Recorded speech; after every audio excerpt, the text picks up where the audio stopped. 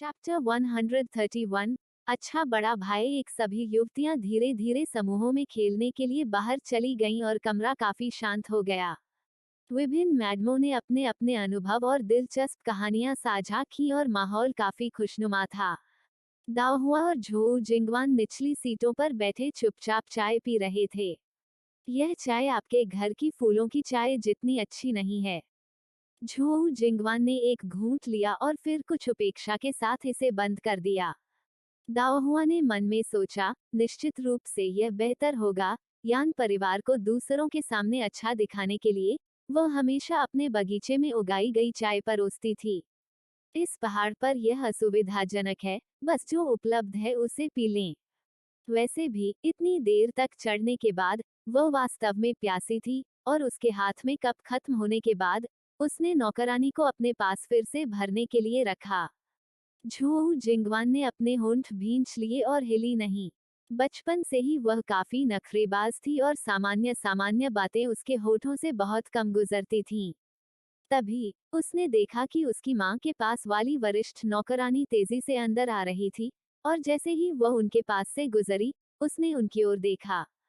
Zhou जिंगवान ने बोरियत से बाहर निकलते हुए अपनी आंखों से नौकरानी का पीछा किया और जल्द ही नौकरानी को झुकते हुए और अपनी मां के कान में कुछ शब्द फुसफुसाते हुए देखा।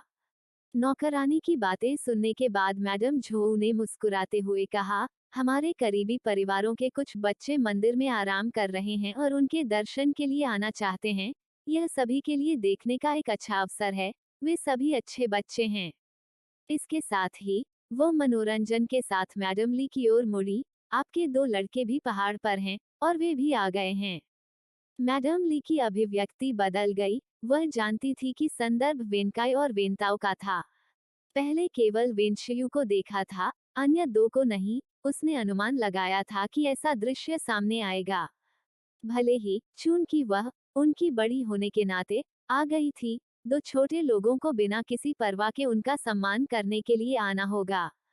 जल्द ही नौकरानियां 6 या 7 किशोर लड़कों को ले आईं।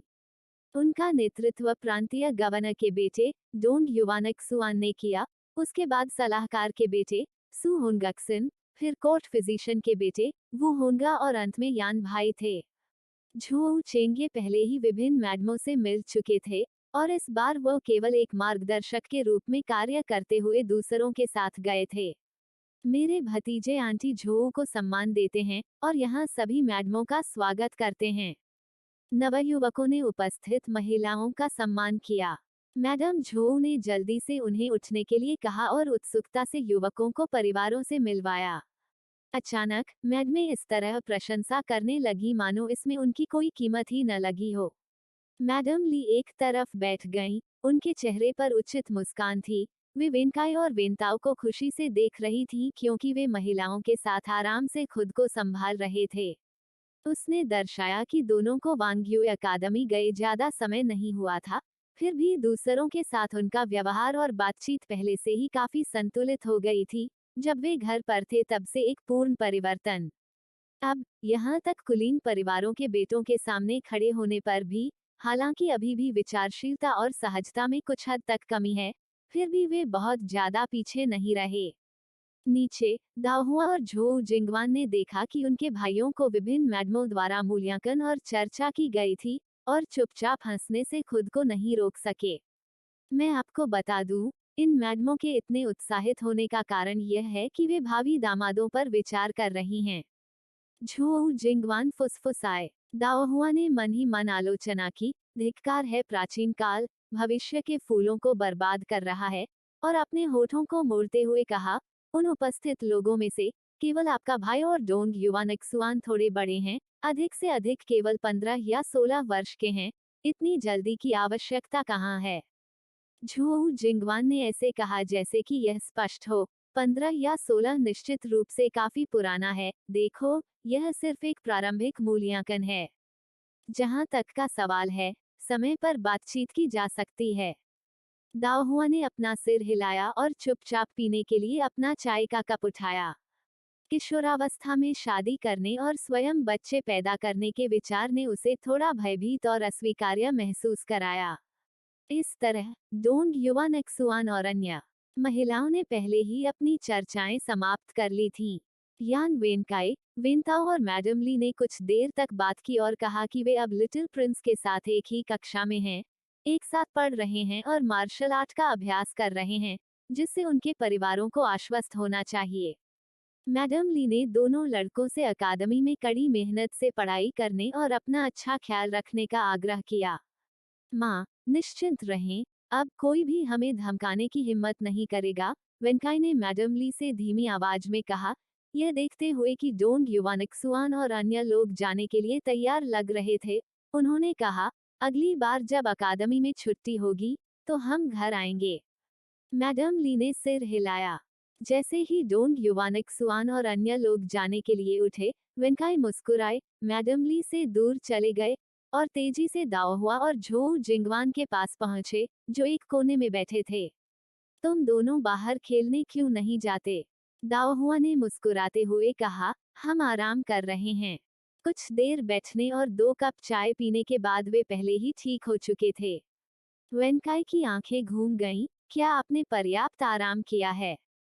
वह जानता था कि उसकी बड़ी बहन दाओहुआ अधिक समय तक शांत नहीं बैठ सकती। क्या यह उनकी माँ थी जो उन्हें बाहर खेलने जाने से रोक रही थी? एक अच्छे भाई के रूप में उसे अपनी बहन को इस संकट से बचाना था। दाओहुआ ने झोऊ जिंगवान को देखा और झोऊ जिंगवान ने भी दाओहुआ को देखा, फिर दोनों ने एक ही समय में सिर हिलाया, हमने आराम किया है। उनकी उत्सुक अभिव्यक्तियां देखकर वेंकाई ने मन ही मन सोचा, जैसा कि अपेक्षित था। माँ भी, बड़ी बहन तो पहले ही बाहर थी, उसे क्यों रोकना? ठीक है, पहाड़ के पीछे का दृश्य विशेष रूप से सुंदर है। चलो, मैं, तुम्हारा चौथा भाई, तुम्हें सैर पर ले जाऊंगा, उसने मैडम ली की ओर अपना सिर घुमाते हुए कहा। दाओहुआ और झोऊ जिंगवान ने भी उसी समय मैडम ली और मैडम झोऊ की ओर अपनी निगाहें घुमाईं। साफ था कि वे दोनों पीछे पहाड़ पर जाना चाहते थे। मैडम झोऊ की अभिव्यक्ति थोड़ी बदल गई। सेवकों ने पहले ही बताया था कि मंदिर के पीछे के पहाड़ को पहले ही बंद कर दिया गया था। वह जानती थी कि यह छोटे राजकुमार के कारण था। छोटा राजकुमार पहाड़ के पीछे के दृश्यों का आनंद ले रहा था और किसी भी बाहरी व्यक्ति को उसे परेशान करने की अनुमति नहीं थी। लिटिल प्रिंस के करीब जाने का यह एक उत्कृष्ट अवसर था। तो उसने मुस्कुराते हुए मैडम ली से कहा, लड़कियों को शायद ही कभी बाहर जाने का मौका मिलता है, इसलिए हमें उन पर रोक नहीं लगानी चाहिए। उन्हें मौज मस्ती करने दें। हालांकि, चेंगे, तुम्हें अपनी दोनों बहनों का अच्छा ख्याल रखना चाहिए। अगर उन्हें चोट लग गई या खरोंच लग गई, तो तुम मुझसे मार खाओगे। झोऊ चेंगे ने हंसते हुए कहा, माँ, चिंता मत करो। अगर मुझे चोट भी लग जाए, तो भी मैं अपनी बहनों का एक भी बाल बांका नहीं होने दूंगा। हालांकि मैडम ली औचित्य के बारे में चिंतित थीं, यह देखते हुए कि मैडम झोऊ की बेटियां वहां थीं और वेनकाई और वेंताओ उनके साथ थीं, और यह जानते हुए कि उनकी अपनी बेटी हमेशा उचित व्यवहार करती थी, उन्होंने उन्हें नहीं रोका लेकिन फिर भी उन्हें याद दिलाया, लापरवाह मत बनो और एक बार जब तुम थक जाओ, मिस झोऊ के साथ जल्दी से वापस आ जाओ। मैडम झोऊ ने मैडम ली की चिंताओं को समझा और मुस्कुराते हुए कहा, जब उनका अपना भाई उनकी देखभाल कर रहा है, तो चिंता की क्या बात है। महान जिया राजवंश में, हालांकि पुरुषों और महिलाओं के बीच अंतर सख्त था, लेकिन यह कट्टरता की हद तक नहीं था। 7 साल की उम्र के बाद सीटें साझा नहीं करने जैसे कोई नियम नहीं थे। छुट्टियों में माता पिता और बड़ों की देखरेख में या भाइयों के साथ लड़कियां भी अपने कमरे से बाहर जाकर खेल सकती थीं, जब तक कि वे उचित शिष्टाचार का पालन करतीं। पुरुषों के साथ यदा कदा मुठभेड़ चिंता का कारण नहीं थी।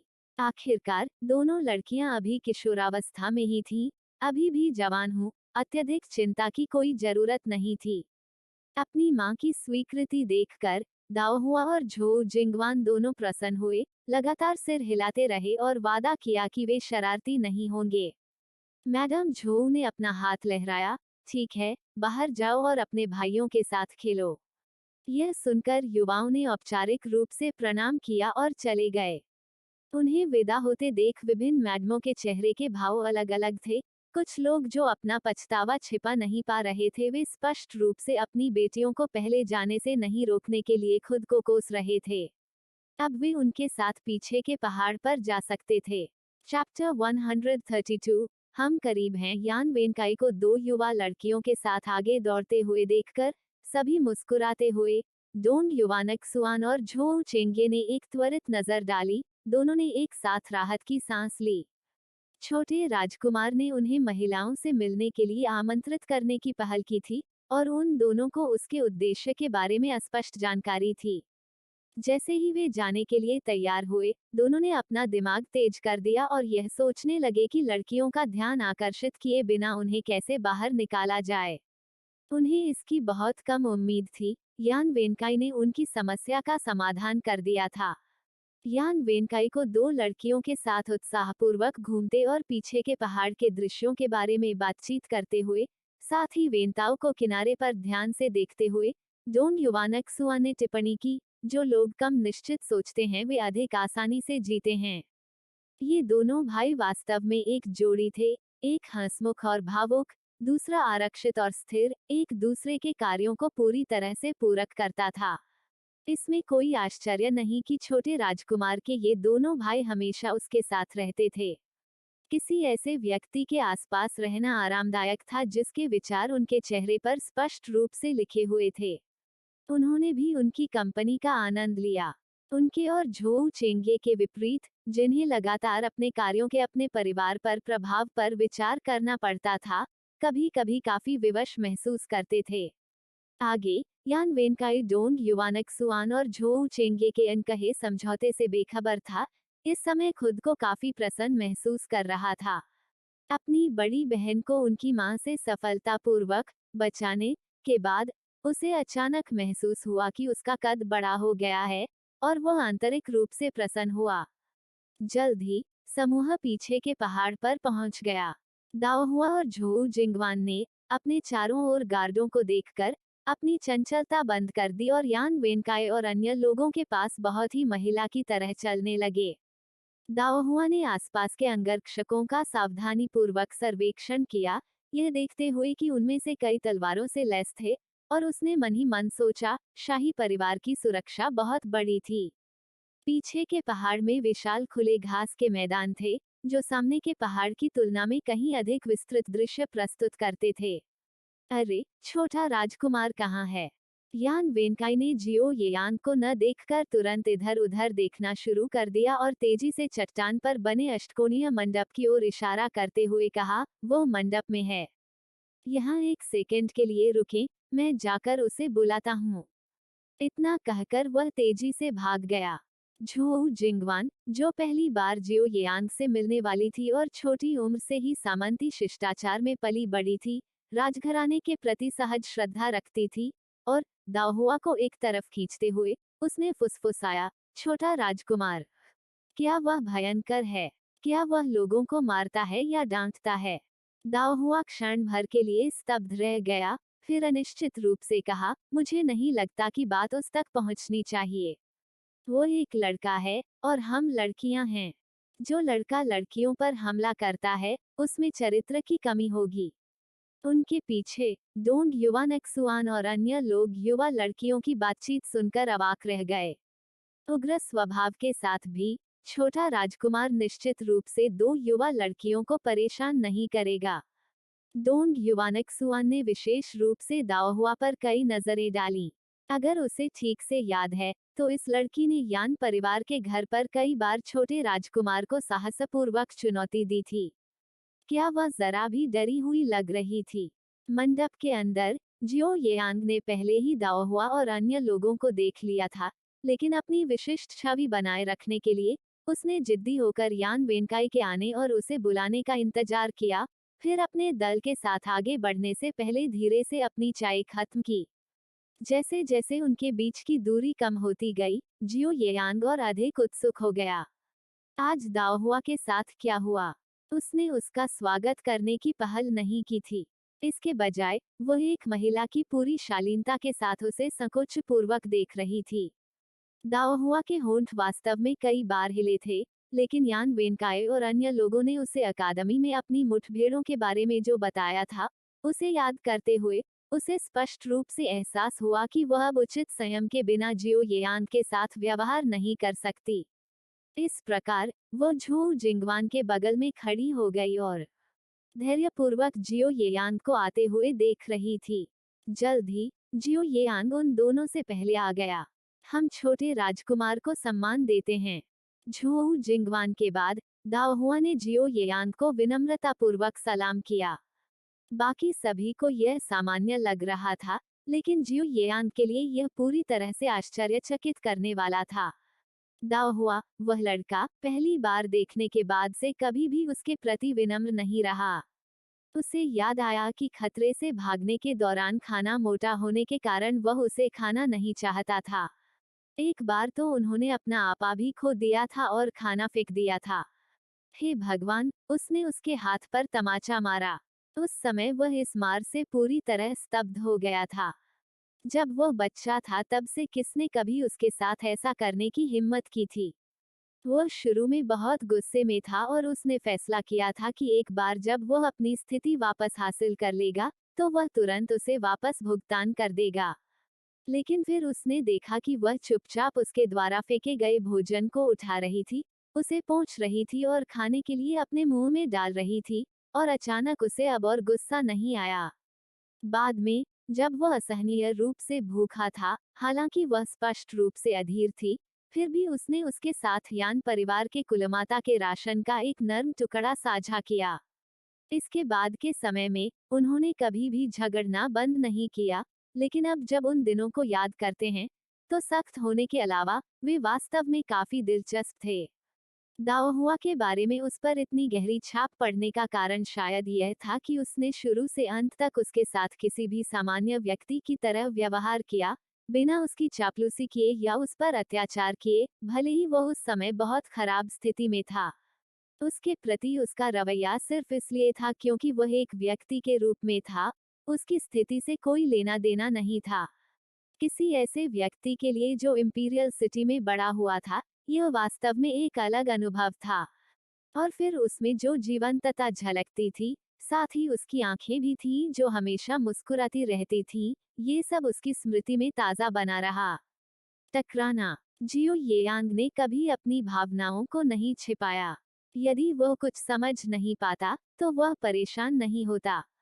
वह दाओहुआ तक गया, झटके से अपना पंखा बंद किया और उसके सिर पर हल्के से थपथपाया। क्या तुम्हारा दिमाग खराब हो गया है? दाओहुआ ने अपना सिर ढांक लिया, जियो येयांग की ओर देखा, और लगभग जवाब देने से खुद को नहीं रोक सकी। उसे दोष मत दो, वह वास्तव में दूसरों की तरह जियो येयांग का सम्मान नहीं कर सकती थी।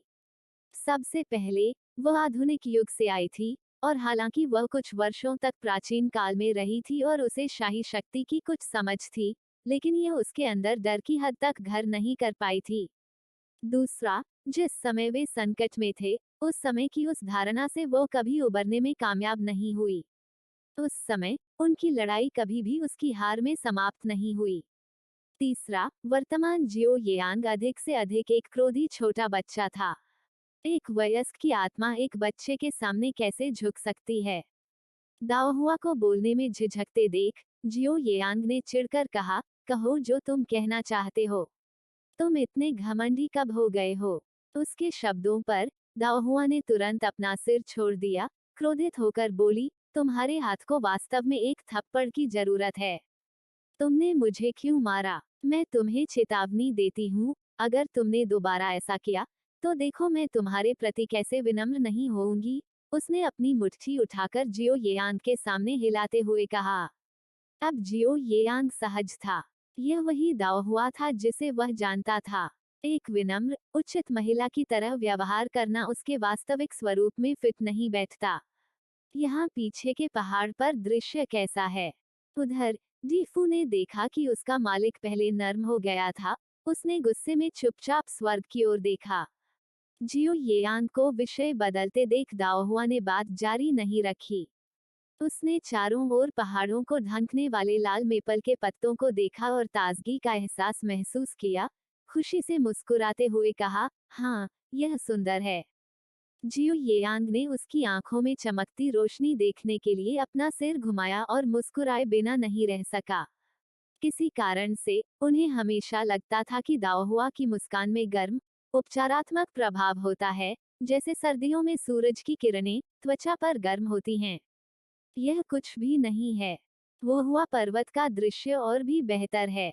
अगली बार मैं तुम्हें वहां भ्रमण के लिए ले जाऊंगा। जरूर। दाओहुआ बिना सोचे सहमत हो गई, लेकिन फिर वह झिझकी। जियो येयांग हैरान होकर बोला, क्या हुआ? क्या तुम जाना नहीं चाहते? दाओहुआ, बेशक मैं करता हूँ, लेकिन मैं हमेशा आपको परेशान नहीं कर सकता। जियो येयांग ने दाओहुआ के एक कथन के साथ सहजता से जवाब दिया, हम किससे मजाक कर रहे हैं? विनम्रता की कोई आवश्यकता नहीं है। उसे ये शब्द हमेशा याद रहते थे जो उसने भागने के दौरान अक्सर उससे कहे थे। बगल में डीफू ने अपने शरीर को हिलाया, बहुत देर तक आकाश की ओर देखने के कारण उसकी गर्दन अकड़ गई।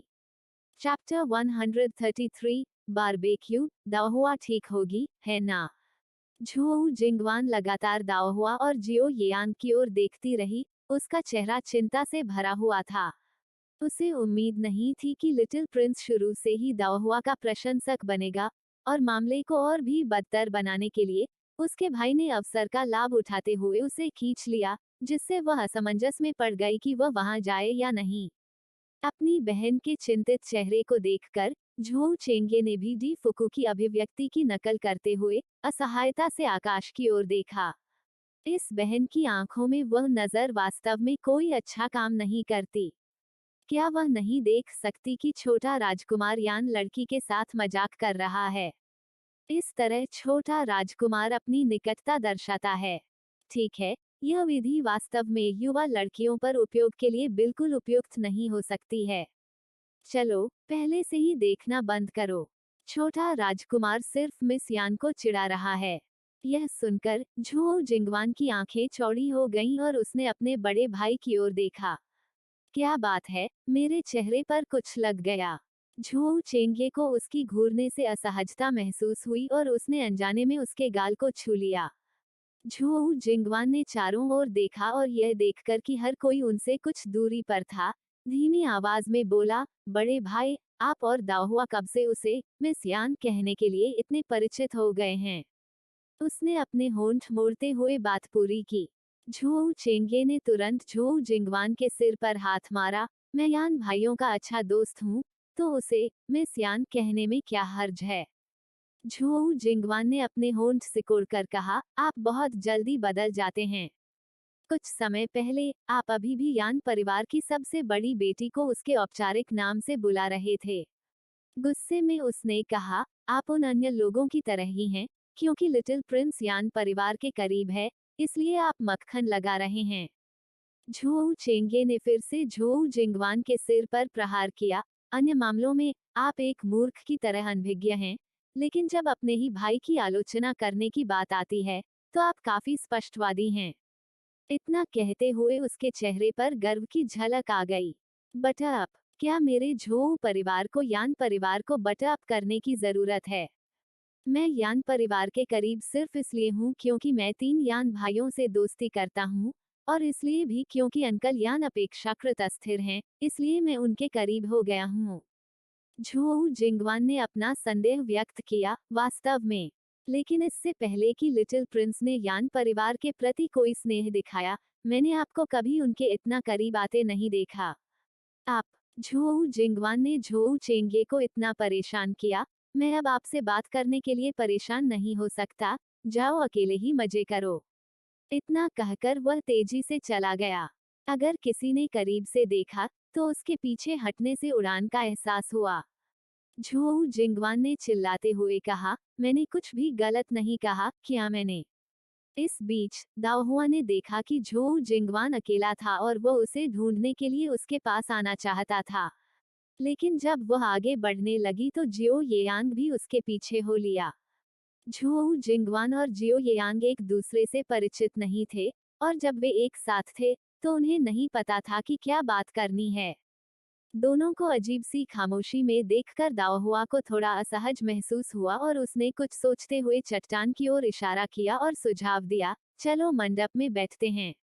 जियो येयांग उदासीन था। तब आपको सावधान रहने की जरूरत है, वह चट्टान कुछ हद तक खड़ी है। दाओहुआ ने हंसते हुए कहा, चिंता मत करो, जिंगवान और मैं काफी फुर्तीले हैं। इसके साथ ही उन्होंने झू जिंगवान को पवेलियन की ओर खींच लिया। मंडप तक पहुंचने के लिए उन्हें एक खड़ी पत्थर की सीढ़ी से ऊपर जाना पड़ा। जियो येयांग चिंतित थी कि दाओहुआ और उसका साथी ऐसा नहीं कर पाएंगे। किसी भी समय मदद के लिए तैयार होने के लिए जल्दी से सामने आ गई। कोई जरूरत नहीं है। जब वे पत्थर की सीढ़ी पर चढ़ रहे थे और जियो येयांग दाओहुआ को ऊपर चढ़ने में मदद करने के लिए आगे बढ़ी, तो दाओहुआ ने तेजी से अपना हाथ घुमाया और आसानी से खुद ऊपर चढ़ गई। आखिरकार वो वांग मनमन के साथ दैनिक आधार पर मार्शल आर्ट का अभ्यास करती थी, इसलिए ढलान पर चढ़ना उसके लिए कुछ भी नहीं था। जियो येयांग का हाथ हवा में ही जम गया। कुछ सेकंड के लिए वह अचंभित रह गया और फिर उसने अजीब तरीके से उसे वापस ले लिया। साथ ही वह निम्नलिखित झोउ जिंगवान की ओर ध्यान देना भी भूल गया। झोउ जिंगवान, जो विलासिता के जीवन का आदी था, दाओहुआ को इतनी आसानी से ऊपर चढ़ते देखकर थोड़ा घबरा गया। बिना ध्यान दिए उसने अपना संतुलन खो दिया और उसका शरीर पीछे की ओर झुक गया। ध्यान से। जैसे ही झोउ जिंगवान चिंता में चिल्लाने वाली थी, एक स्थिर हाथ ने उसकी पीठ को पकड़कर उसे स्थिर कर दिया। धन्यवाद। अपना सिर घुमाकर झोउ जिंगवान ने देखा कि यह दाओहुआ का तीसरा भाई था। ऐसा लग रहा था कि उसका नाम यान वेंटाओ था। उसे स्थिर करने के बाद यान वेंताओ ने अपने सिर के पिछले हिस्से को खुजलाया और शर्मिंदा होकर मुस्कुराया, यह कुछ भी नहीं है, बस सावधान रहें। ये पत्थर की सीढ़ियां काफी खड़ी हैं। झोउ जिंगवान ने सिर हिलाया। हंगामा सुनकर दाओहुआ ने जल्दी से देखा और पूछा, जिंगवान, क्या तुम ठीक हो? मैं ठीक हूँ, मैं अभी आता हूँ।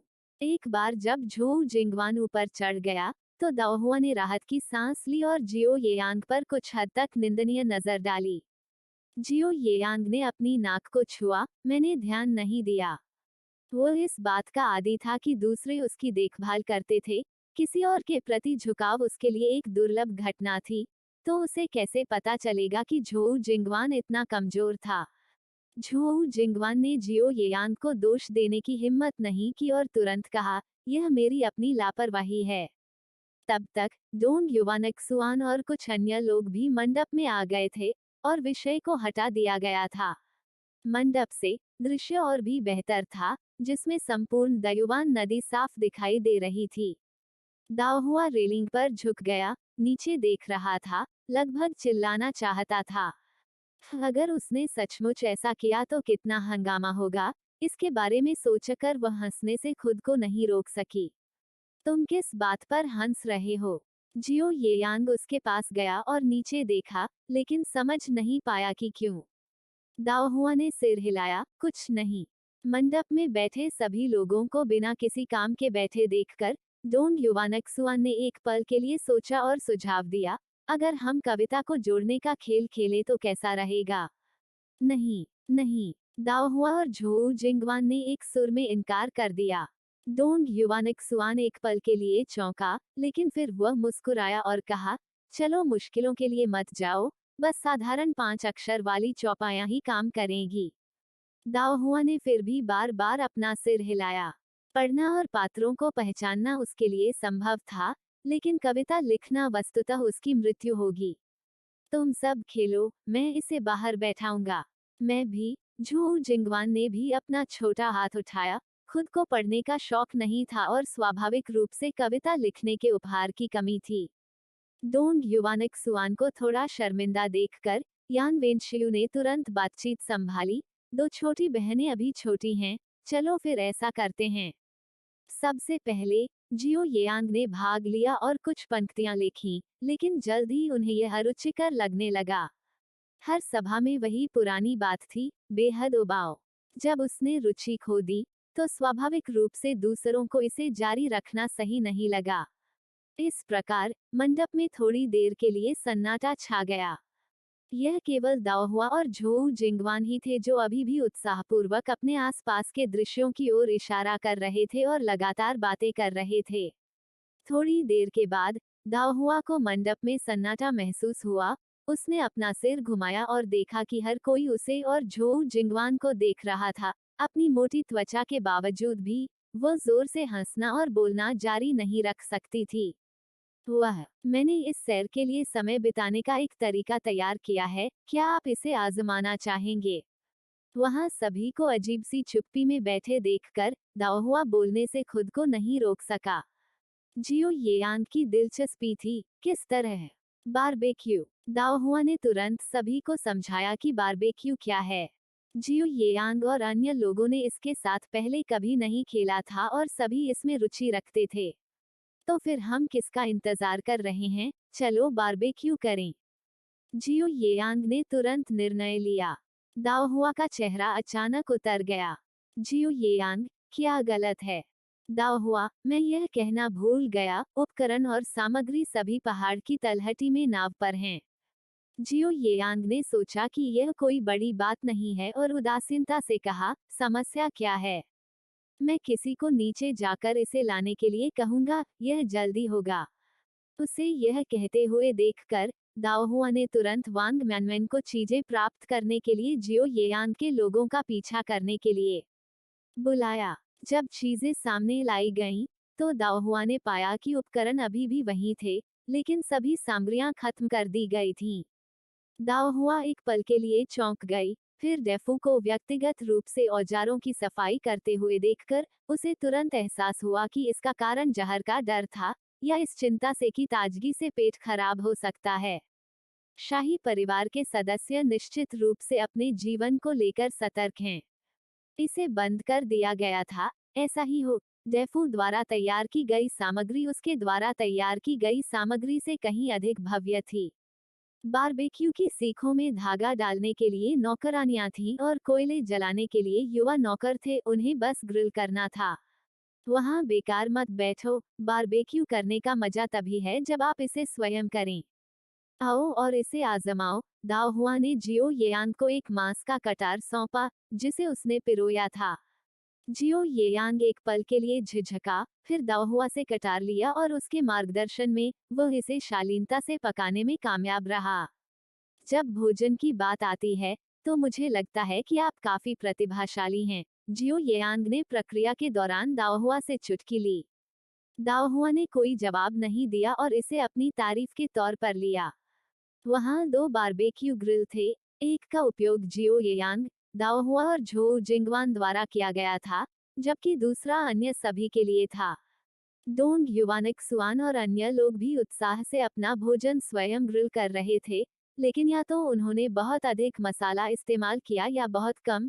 कईयों ने तो उन्हें जला भी दिया, जिससे रूप और स्वाद दोनों खराब हो गए।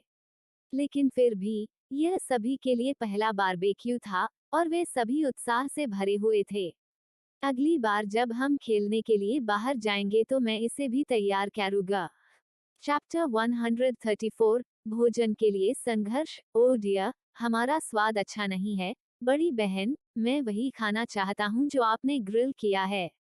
अन्य लोग अधिक आरक्षित हो सकते हैं, लेकिन यान वेनकाई नहीं होंगे।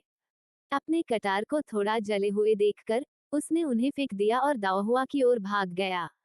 मैंने कभी उम्मीद नहीं की थी कि आप उन्हें अच्छी तरह से ग्रिल करेंगे, दाओहुआ ने मुस्कुराते हुए कहा, अपने पीछे से ग्रिल्ड मांस के सीख और सब्जियों के सीख से भरी एक प्लेट बाहर लाते हुए कहा, यहाँ, इन्हें खाने के लिए ले लो। यान वेनकाई ने तुरंत खुशी के साथ प्लेट ले ली, उसे एक हाथ से पकड़ा और दूसरे हाथ से तेजी से बीफ का कटार उठाया और खाना शुरू कर दिया। वह इसकी मदद नहीं कर सका, यह बहुत स्वादिष्ट था। अगर उसने अब खाना नहीं खाया, तो उसे डर था कि उसकी लार बहने लगेगी, और यह पूरी तरह से शर्मनाक होगा। कई सीखें निगलने के बाद जब वे आए तो उसने अनिच्छा से डोंग युवानिक सुआन और अन्य लोगों को प्लेट सौंप दी।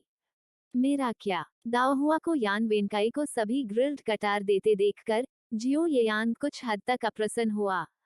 हालांकि उसने दाओहुआ के मार्गदर्शन में काफी अच्छा प्रदर्शन किया था, फिर भी स्वाद और तत्परता में काफी कमी थी। एक बार काटने के बाद वह दूसरा भी नहीं खाना चाहता था। दाओहुआ ने चंचलता से उसकी ओर देखा, मानो मैं तुम्हारा भूल जाऊंगा। सवाल यह है, क्या तुम इसे खाने की हिम्मत करते हो? जियो येयांग ने अपनी ठुड्डी उठाई, मुझे संभवतः खाने से क्या डर लग सकता है। मैं भी इसे खाने की हिम्मत करता हूँ, झोऊ जिंगवान ने बिना पूछे तुरंत अपना रुख अपनाते हुए कहा। कुछ समय तक जियो येयांग के आसपास रहने के कारण वह कम संयमित हो गई थी। दाओहुआ ने अपने पास खड़े भाग्यशाली व्यक्ति की ओर देखा। अब मैं जो उपयोग करने जा रही हूँ वह मसाला सामग्री है जिसे मैंने खुद तैयार किया है। क्या आप इसे खा सकते हैं? निश्चित रूप से। यह सुनकर भाग्यशाली व्यक्ति ने तुरंत घबराहट से देखा। जियो येयांग ने उसे घूर कर देखा, फिर दाओहुआ की ओर देखा। यदि आप सभी इसे खा सकते हैं, तो मुझे कौन रोक रहा है? दाओहुआ हंसे, यह जानते हुए कि भाग्यशाली व्यक्ति घबराया हुआ था और सुझाव दिया, हम पहले खाएंगे, और अगर कोई समस्या नहीं है, तो लिटिल प्रिंस कुछ खा सकते हैं। वह कैसा रहेगा? भाग्यशाली व्यक्ति ने तुरंत सिर हिलाया, यह अच्छा लगता है। अच्छा, अच्छा कैसे? जियो येयांग ने ठंडे स्वर में कहा, अगर हम ऐसा करते हैं, तो क्या मैं उनका बचा हुआ खाना नहीं खाऊंगा? ओह! दाओहुआ और भाग्यशाली व्यक्ति के पास शब्द नहीं थे। जियो येयांग, चलो एक साथ खाना खाते हैं। हालांकि घर से दूर रहने पर उसे सतर्क रहना पड़ता था, लेकिन अत्यधिक सतर्क रहने से जीवन का मजा खत्म हो जाता था। यदि प्रिंस रूई ने जाते समय जिनलिंग गार्ड्स की एक टीम को छोड़ने पर जोर नहीं दिया होता, तो जियो येयांग अपने साथ इतने सारे अंगरक्षकों को लाने में आलसी होता। दाओहुआ ने उससे बहस नहीं की, और भाग्यशाली व्यक्ति ने और अधिक कहने की हिम्मत नहीं की। इसलिए दाओहुआ ने अपने स्थान पर उगाई गई मसाला सामग्री का उपयोग करके सीखों को ग्रिल करना शुरू कर दिया। दाओहुआ, मुझे ऐसा क्यों लग रहा है कि अब आप जो ग्रिल कर रहे हैं उसकी खुशबू पहले से भी ज्यादा अच्छी आ रही है। झोऊ जिंगवान ने हवा सूंघी, उसका मुंह तुरंत लार से भर गया। दाओहुआ कुछ न कहते हुए गर्व से मुस्कुराया। हालांकि जियो येयांग ने अपना संयम बनाए रखा, लेकिन उसकी नजर बार बार उन सीखों की ओर जा रही थी जिन्हें दाओहुआ पलट रहा था। उसका एडम का सेब अनायासी हिल रहा था। बहुत अच्छी खुशबू आ रही है, बड़ी बहन, अब आप क्या ग्रिल कर रही हैं? यान वेनकाई ने जोर से पुकारा, बारबेक्यू खत्म करने के बाद जो दाओहुआ ने उन्हें पहले दिया था, और वो उत्सुकता से फिर से पास आया। हालांकि इस बार जियो येयांग और झोऊ जिंगवान दोनों ने उसे रक्षात्मक रूप से देखा, उसे करीब नहीं आने दिया। उन्होंने देखा था कि दाओहुआ ने बाद में केवल थोड़ा सा मसाला निकाला था, जो ग्रिल पर रखे 10 या इतने ही सीखों के लिए पर्याप्त था, जो अब गायब हो गए थे। खाद्य सुरक्षात्मक झोऊ जिंगवान, तुम्हारा अपना पहले ही मिल चुका है, अब जो ग्रिल किया जा रहा है वो हमारा है, इसलिए चले जाओ। अपनी लालसा के कारण यान वेनकाई जाने वाला नहीं था। झोऊ परिवार बहन, अच्छी चीजें साझा की जानी चाहिए, आप यह सब नहीं खा सकते। समझ गया, उन्होंने झोऊ जिंगवान पर एक नजर डालते हुए कहा, जिसका मतलब यह था कि वो उसके सर्वोत्तम हितों को ध्यान में रखता है। झोऊ जिंगवान ने अपने होंठ फैलाए और कोई जवाब नहीं दिया, उसका छोटा सा चेहरा सिकुड़ गया। चौथा भाई यान वेनताओ तेजी से आगे बढ़े और फुसफुसाते हुए यान वेनकाई को खींचने का प्रयास किया। चौथे भाई, तुम एक लड़की के साथ भोजन को लेकर कैसे लड़ सकते हो? यह शर्मनाक है। झोऊ जिंगवान ने समर्थन महसूस करते हुए उत्सुकता से सिर हिलाया। यान वेनकाई ने ग्रिल पर रस से जलती हुई सीखों को देखते हुए जोर से निगल लिया, लेकिन मैं खाना चाहता हूँ। इस बीच दाओहुआ ने सीखों को ग्रिल करना समाप्त कर दिया था। अपने चौथे भाई को बेतहाशा लार निगलते हुए देखकर उसे बहुत शर्मिंदगी महसूस हुई और उसने तुरंत ताजी भुनी हुई सीखों को 3 भागों में बांट दिया। उसने एक हिस्सा जियो येयांग को दिया, एक झोऊ जिंगवान को। उनमें से प्रत्येक को केवल 3 या 4 सीख मिली क्योंकि उनके पास जो मसाला था वह उनकी थैली में जमा हो गया था और उनमें से केवल थोड़ा सा ही बचा था, लगभग 1 दर्जन सीखों को ग्रिल करने के लिए पर्याप्त था। उनका ग्रिल्ड मांस प्राप्त करने के बाद जियो येयांग और झोऊ जिंगवान ने आश्चर्यजनक रूप से समान शैली में काम किया, तुरंत खुदाई की। दाओहुआ ने भुने हुए मांस की 3 कटारें पकड़ते हुए यान वेनकाई की ओर देखा, जो उसे उत्सुकता से देख रहा था, लगातार अपनी लार निगल रहा था और कुछ हद तक उसकी लार को काटने में असमर्थ महसूस कर रहा था। चौथा भाई दाओहुआ को ग्रिल्ड मांस का एक कटार पेश करते हुए देखकर यान वेनकाई तेजी से कार्य करने लगा, ग्रिल्ड मांस को अपने हाथों में लेने के लिए हुश करने लगा। जैसे ही यान वेनकाई ने तुरंत खाना शुरू किया, दाओहुआ ने तुरंत पुकारा, चौथे भाई, यह सब मत खाओ, तीसरे भाई के लिए कुछ बचा कर रखो। एक तरफ खड़े होकर यान वेनताओ ने अपनी लार निगल ली और अपना हाथ लहराया, मैं नहीं खाऊंगा, वेनकाई को लेने दो। आखिरकार वह बड़ा भाई था, जिसे थोड़ा रास्ता देना चाहिए था।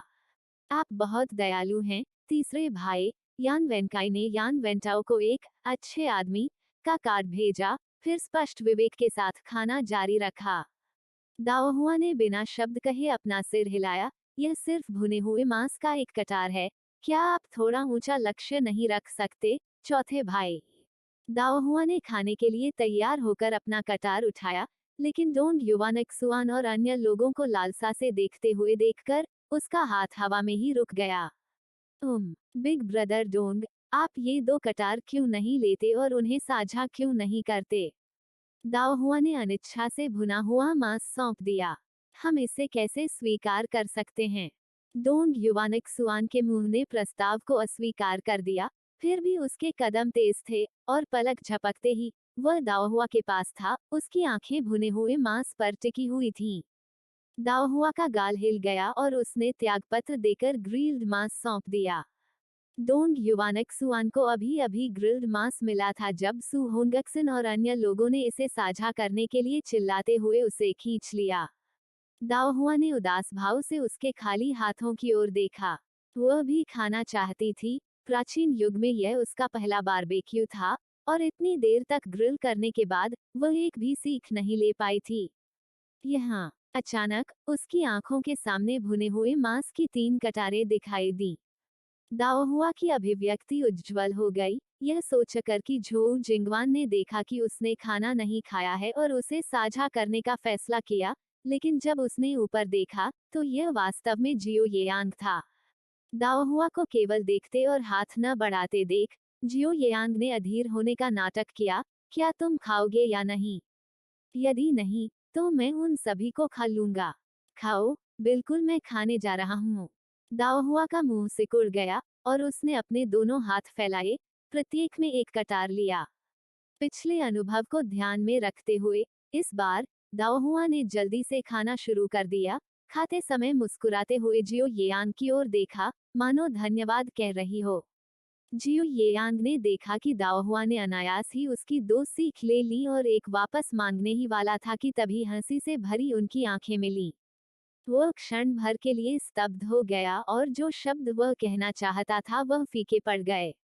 यह वास्तव में स्वादिष्ट है, जियो येयांग, आप सर्वश्रेष्ठ हैं। जिनलिंग गार्ड को अपने मालिक के लिए थोड़ी शर्मिंदगी महसूस हुई। ग्रिल्ड मीट के 4 सीखों में से केवल एक ही खाया गया था और 2 पहले ही खत्म हो चुके थे। ओह! इस बीच झू जिंगवान दाओहुआ को खाते हुए देखकर तुरंत मुस्कुराया।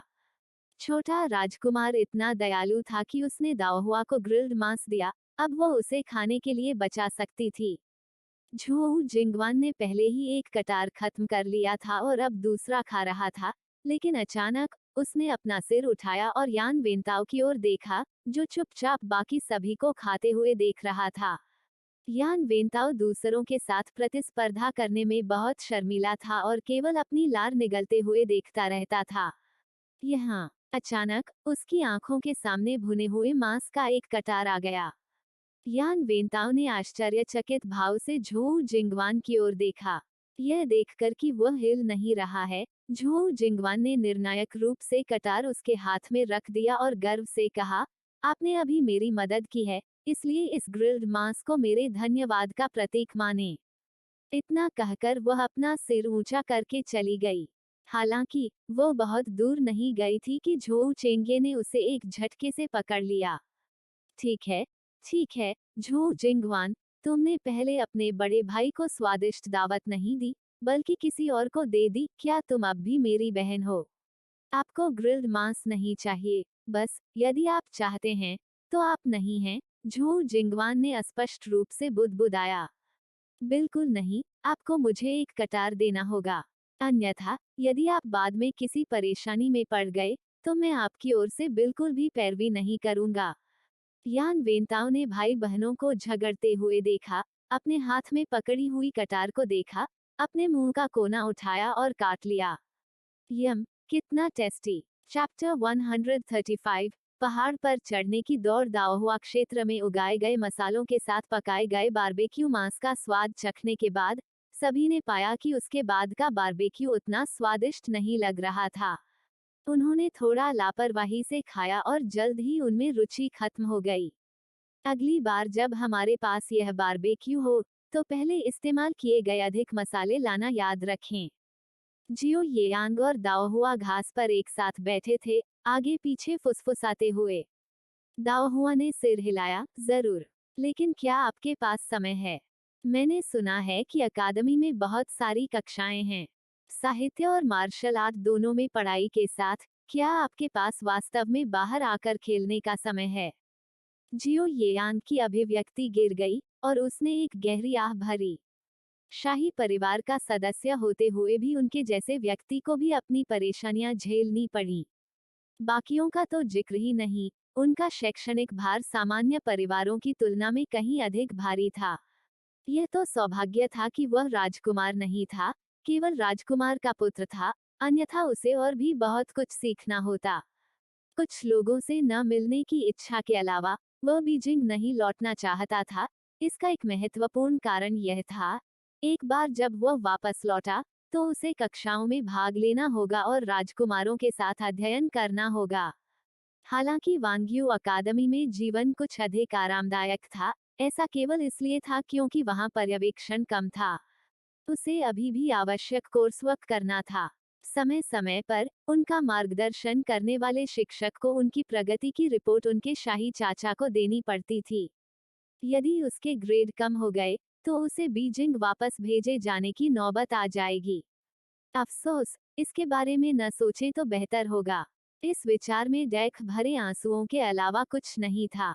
मैं सामान्य दिनों में नहीं खेल सकता, लेकिन छुट्टियों के दौरान फिर भी खेल सकता हूँ। दाओहुआ ने अपना सिर झुकाया, लेकिन डबल नाइन्थ फेस्टिवल के बाद नए साल तक ऐसा लगता है कि ज्यादा छुट्टियां नहीं बची हैं। जियो येयांग ने प्रतिवाद किया, ऐसा कैसे नहीं हो सकता? शीतकालीन संक्रांति और लाबा महोत्सव के बारे में क्या? उद्धरण चिन्ह डॉट डॉट डॉट उद्धरण चिन्ह। दाओहुआ चुप हो गई, फिर ठीक है। जियो येयांग ने दाओहुआ की ओर तिरछी नजर से देखा, उस रवैये का क्या मतलब है?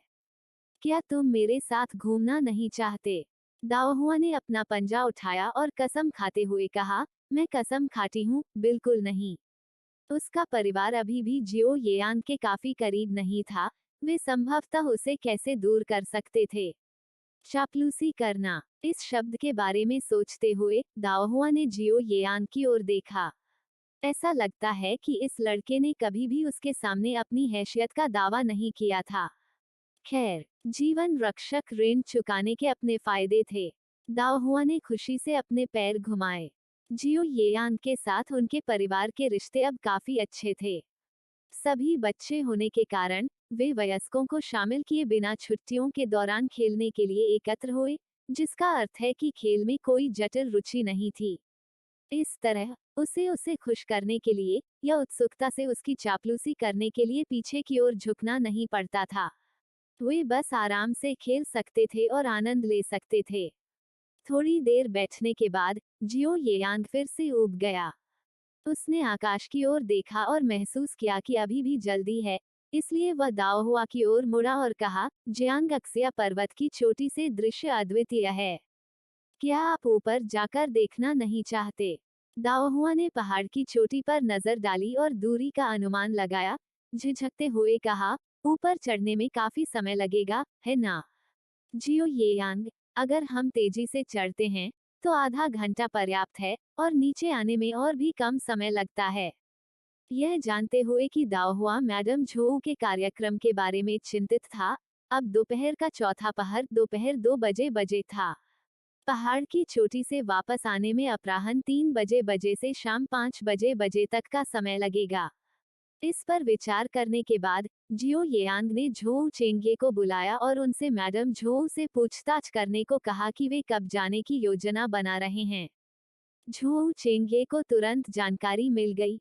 छोटे राजकुमार, हम देखने के लिए पहाड़ की चोटी पर जा सकते हैं।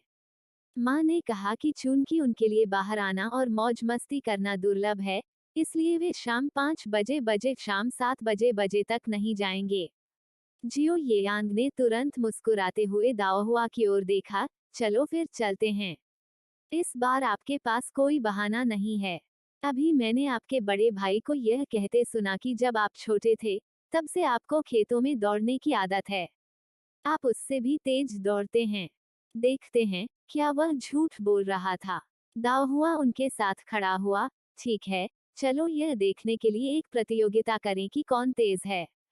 जियो येयांग ने भौहें उठाई। क्या आप निश्चित हैं? झोउ जिंगवान अपनी आस्तीन खींचते हुए तेजी से आगे बढ़ी। दाओहुआ ने उसे चिंता न करने का संकेत दिया। यह प्रतियोगिता केवल मनोरंजन के लिए थी, इसमें सभी को शामिल करना था। कौन इसे गंभीरता से ले सकता है? सबसे पहले, वे लड़कियां थीं, और उनमें लड़कों जैसी शारीरिक ताकत नहीं थी। दूसरे, उपस्थित सभी लड़के उनसे कुछ वर्ष बड़े थे। उन्हें गंभीरता से लेना वास्तव में मूर्खता होगी। बेशक, हमें किसी बात पर सहमत होना होगा। पुरस्कार तो होना ही चाहिए। जो जीतेगा उसे पुरस्कार मिलेगा। भीड़ ने सिर हिलाया। पुरस्कार दांव पर होने से हर किसी का उत्साह बढ़ा हुआ होगा। दाओहुआ ने आगे कहा, इसके अलावा जिंगवान और मैं लड़कियां हैं, और आप लोगों से छोटी हैं, इसलिए आपको हमें चढ़ने देना होगा।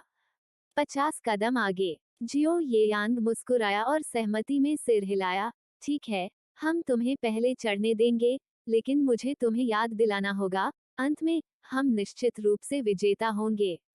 दाओहुआ ने चिल्लाते हुए कहा, यह जरूरी नहीं कि सच हो। क्या आपने कछुए और खरगोश के बारे में नहीं सुना है? अंत में कछुआ जीता, खरगोश नहीं। तो फिर चलें। जियो येयांग और यान वेनकाई समेत अन्य लोगों को भीड़ के पीछे से उत्साहपूर्वक पहाड़ की सीढ़ियों की ओर जाते देख झोउ चेंगे हंसे और यान वेनशियू को कंधे पर थपथपाया। तुम्हारी बड़ी बहन वास्तव में पार्टी की जान है, जरा देखो, उसकी वजह से छोटे राजकुमार का चेहरा लगातार मुस्कुरा रहा है। यान वेनशियू ने इस बात से पूरी तरह सहमत होने की हिम्मत नहीं की, लेकिन मुस्कुराते हुए कहा, मेरी बड़ी बहन ग्रामीण इलाकों में पली बड़ी है और काफी भोली और हंसमुख है। वो नियमों और शिष्टाचार के बारे में ज्यादा जानकार नहीं है, इसलिए जब वह लिटिल प्रिंस के साथ होती है, तो कम संयम होता है, जो उसके लिए एक नया और आरामदायक बदलाव हो सकता है। झोउ चेंगे यान वेनशियू की सतर्कता को देखकर मुस्कुराए और जारी नहीं रखा। दरअसल, वे अभी अभी परिचित हुए थे। उन विषयों पर गहराई से विचार करना वास्तव में उचित नहीं था जो बहुत गहरे थे, विशेष रूप से वे विषय जिनमें लिटिल प्रिंस शामिल था। हालांकि, उन्होंने उसी समय फैसला किया कि जब वह चले जाएंगे, तो वह अपनी मां से बात करेंगे और जिंगवान से भविष्य में यान परिवार की सबसे बड़ी बेटी के साथ अधिक समय बिताने का आग्रह करेंगे। वह बता सकता था कि यान परिवार और लिटिल प्रिंस के बीच का रिश्ता ज्यादातर यान परिवार की सबसे बड़ी बेटी से जुड़ा था। बेशक, यान वेनकाए और वेंताओ वास्तव में लिटिल प्रिंस के दिल में मूल्यवान थे, लेकिन लिटिल प्रिंस के पक्ष में साथियों की कभी कमी नहीं थी। हालांकि भाइयों का स्वभाव अच्छा था, फिर भी वे बदले जा सकते थे। लेकिन यान परिवार की यह सबसे बड़ी बेटी। उसने इस पर विचार किया और जिन युवतियों को वह जानता था उनमें से उसे कोई ऐसी महिला नहीं मिली जो उसके जैसी हो, जो स्वाभाविक रूप से छोटे राजकुमार के साथ मजाक करने और खिलवाड़ करने का साहस करती हो। लिटिल प्रिंस के साथ अपनी बातचीत में, यदि आपने कहा कि वह एहसान की खातिरदारी कर रही थी, तो कई मौकों पर उसने उसे लिटिल प्रिंस के प्रति उदासीन रवैया अपनाने का साहस करते देखा। कुछ चीजें जो वे कभी कहने की हिम्मत नहीं करते थे, वह बस उगल देती थी, लिटिल प्रिंस को नाराज करने से निडर होकर। सबसे आश्चर्य की बात यह थी कि लिटिल प्रिंस की उसके प्रति सहनशीलता वास्तव में बहुत अधिक थी। बेशक, उन्होंने भी ध्यान से देखा, और यान परिवार की सबसे बड़ी बेटी अपनी सीमाओं को अच्छी तरह से जानती थी। सीमाओं की यह भावना कुलीन परिवारों द्वारा विकसित की गई भावना से भिन्न थी। कुलीन परिवारों के बच्चों द्वारा दिखाया गया संयम निर्णय लेने से पहले सभी पक्ष विपक्ष पर विचार करने का परिणाम था। लेकिन यान परिवार की सबसे बड़ी बेटी के साथ संयम की उसकी समझ किसी भी गुप्त उद्देश्य या उपयोगितावाद से रहित थी, जैसे कि उसके कार्य पूरी तरह से ईमानदार थे, उसके दिल से प्रेरित थे। उसने ऐसा इसलिए किया क्योंकि उसे लगा कि इसे इसी तरह से किया जाना चाहिए। कई बार तो उसकी हरकतें बिल्कुल सही होती थीं। उसकी दीप्तिमान मुस्कान के साथ उसे पसंद न करना वास्तव में कठिन था। चैप्टर 136 जिद्दी यान वेंकाइजियो येयांग ने हुरदंग के साथ पीछे के पहाड़ से लोगों के एक समूह का नेतृत्व किया, जिसने तुरंत आसपास के पर्यटकों का ध्यान आकर्षित किया। आम लोगों ने पास आने की हिम्मत नहीं की, लेकिन कुलीन और आधिकारिक परिवारों के कुछ लोग डरते नहीं थे। उनमें से कुछ लोग डोंग, सू और झोउ परिवारों से परिचित थे, और जैसे ही उन्होंने डोंग युवानक्सुआन, सू होंगक्सन और झोउ चेंगे को देखा, वे तुरंत उनका स्वागत करने के लिए ऊपर गए। जियो येयांग सबसे आगे चल रहा था, इन लोगों को पूरी तरह से नजरअंदाज करते हुए सीधे पहाड़ की सीढ़ियों की ओर बढ़ रहा था। उसके आचरण से किसी की भी उसके पास जाने की हिम्मत नहीं हुई। दाव हुआ, करीब होने के कारण उसकी भौहों के बीच छिपी अधीरता को समझ सकता था। लोगों के साथ बातचीत करना पहले से ही एक कठिन मामला था, और यदि उनके पास कोई गलत उद्देश्य होता, तो यह मानसिक रूप से और भी अधिक थका देने वाला होता। दाव हुआ जियो येयांग को अच्छी तरह समझ सकता था। अगर उसे हर दिन अपने आसपास भीड़ लगाने वाले लोगों से निपटना पड़ता, तो उसने अनुमान लगाया कि वह जल्दी ही घर में बंद हो जाएगी। दाव हुआ झू जिंगवान को पकड़कर यान वेनकाई और वेनताओ द्वारा संरक्षित जियो येयांग के पीछे पीछे चला। तुम इधर उधर क्यों देख रहे हो? दाव हुआ ने झू जिंगवान को याद दिलाया। क्यों? दाव हुआ ने धीमी आवाज में समझाया, यदि आप किसी ऐसे व्यक्ति को देखते हैं जिसे आप जानते हैं और वह आपका स्वागत करने के लिए आता है और कहता है कि वह हमारे साथ जुड़ना चाहता है, तो क्या आप सहमत होंगे या नहीं? अब उनके लिए अकेले आनंद लेने का समय नहीं था। जियो येयांग ने स्पष्ट कर दिया था कि उन्हें गड़बड़ी पसंद नहीं है, इसलिए उनके लिए कम प्रोफाइल रखना सबसे अच्छा था। झू जिंगवान ने तुरंत अपनी नजरें हटा ली। उसने अभी अभी एक परिचित युवती को अपनी ओर हाथ हिलाते देखा था। चुप जियो येयांग की ओर देखते हुए और थोड़ा पीछे हटते हुए, उसने निश्चित रूप से इस मास्टर को परेशान करने की हिम्मत नहीं की। युवा महिला को अपना मजा स्वयं ही करना होगा। जल्द ही समूह पहाड़ी सीढ़ियों पर पहुंच गया। उस वक्त कई पर्यटक पहाड़ पर चढ़ रहे थे। जियो येयांग ने अपने अंगरक्षकों को रास्ता रोकने का आदेश देने जैसा कोई दबंग काम नहीं किया। वह सीढ़ियों के नीचे पहुंचा और दाओ हुआ और झोउ जिंगवान की ओर देखा। ठीक है, हम यहाँ से शुरू करते हैं, हम आपको 15 मिनट की शुरुआत देंगे। यान वेनकाई ने मुस्कुराते हुए कहा, बड़ी बहन, बेहतर होगा कि आप जल्दी करें, मैं बाद में आपके साथ आसान व्यवहार नहीं करूंगा। डोंग युवानक्सुआन, जो अभी अभी भीड़ से बच निकला था, उसने यह सुना और अपने आप को अपने पंखे से अपना सिर थपथपाने से नहीं रोक सका। इतने सारे लोगों के बीच संभवतः केवल यही व्यक्ति वास्तव में पहाड़ पर चढ़ने को एक प्रतियोगिता के रूप में मान रहा था। युवा लड़कियों से प्रतिस्पर्धा करते हुए वह कितना बेशर्म है। चल दर दाओ हुआ ने अपने दूसरे भाई को नजरअंदाज कर दिया, और अधिक से अधिक लोगों को उनकी ओर ध्यान देते देख वह झू जिंगवान को अपने साथ खींचते हुए ऊपर की ओर चढ़ने लगी। दाओ हुआ, क्या हम वास्तव में उनके खिलाफ प्रतिस्पर्धा कर रहे हैं? झू जिंगवान चिंतित था। वह सक्रिय थी और उसकी काया अन्य युवा महिलाओं की तुलना में बेहतर थी, लेकिन जब खुद की तुलना उसके मार्शल प्रशिक्षित भाइयों से करने की बात आती थी, तो वह डरपोक महसूस करती थी। दाओ हुआ ने उत्तर दिया, बस इसे समय बिताने के लिए एक खेल के रूप में सोचें। अन्यथा इतने बड़े समूह के साथ पीछे के पहाड़ में रहना वास्तव में उबाऊ होने वाला है। झू जिंगवान ने सहमति में सिर हिलाया, फिर उत्साह से कहा, दाओ हुआ, चलो तुम और मैं एक प्रतियोगिता करते हैं। उसने अपने भाइयों के साथ प्रतिस्पर्धा करने की हिम्मत नहीं की, लेकिन बहनों के बीच यह ठीक था।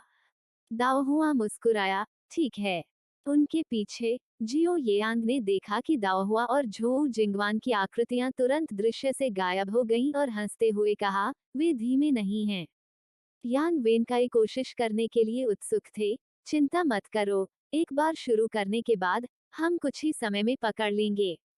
जियो येयांग ने जवाब में कुछ नहीं कहा, लेकिन डोंग युवानिक्सुआन और अन्य सभी ने आकाश की ओर देखा और यान वेनशियू ने एक आह भरी। उसके भाई ने हर बात को बहुत गंभीरता से लिया। प्रतीक्षा करते समय कुछ जानकार लोगों ने सुना कि जियो येयांग और उनका समूह एक पर्वतारोहण दौड़ में प्रतिस्पर्धा कर रहे थे और वे चारों ओर इकट्ठा हो गए। उन्होंने कहा कि वे इसमें शामिल होना चाहते हैं।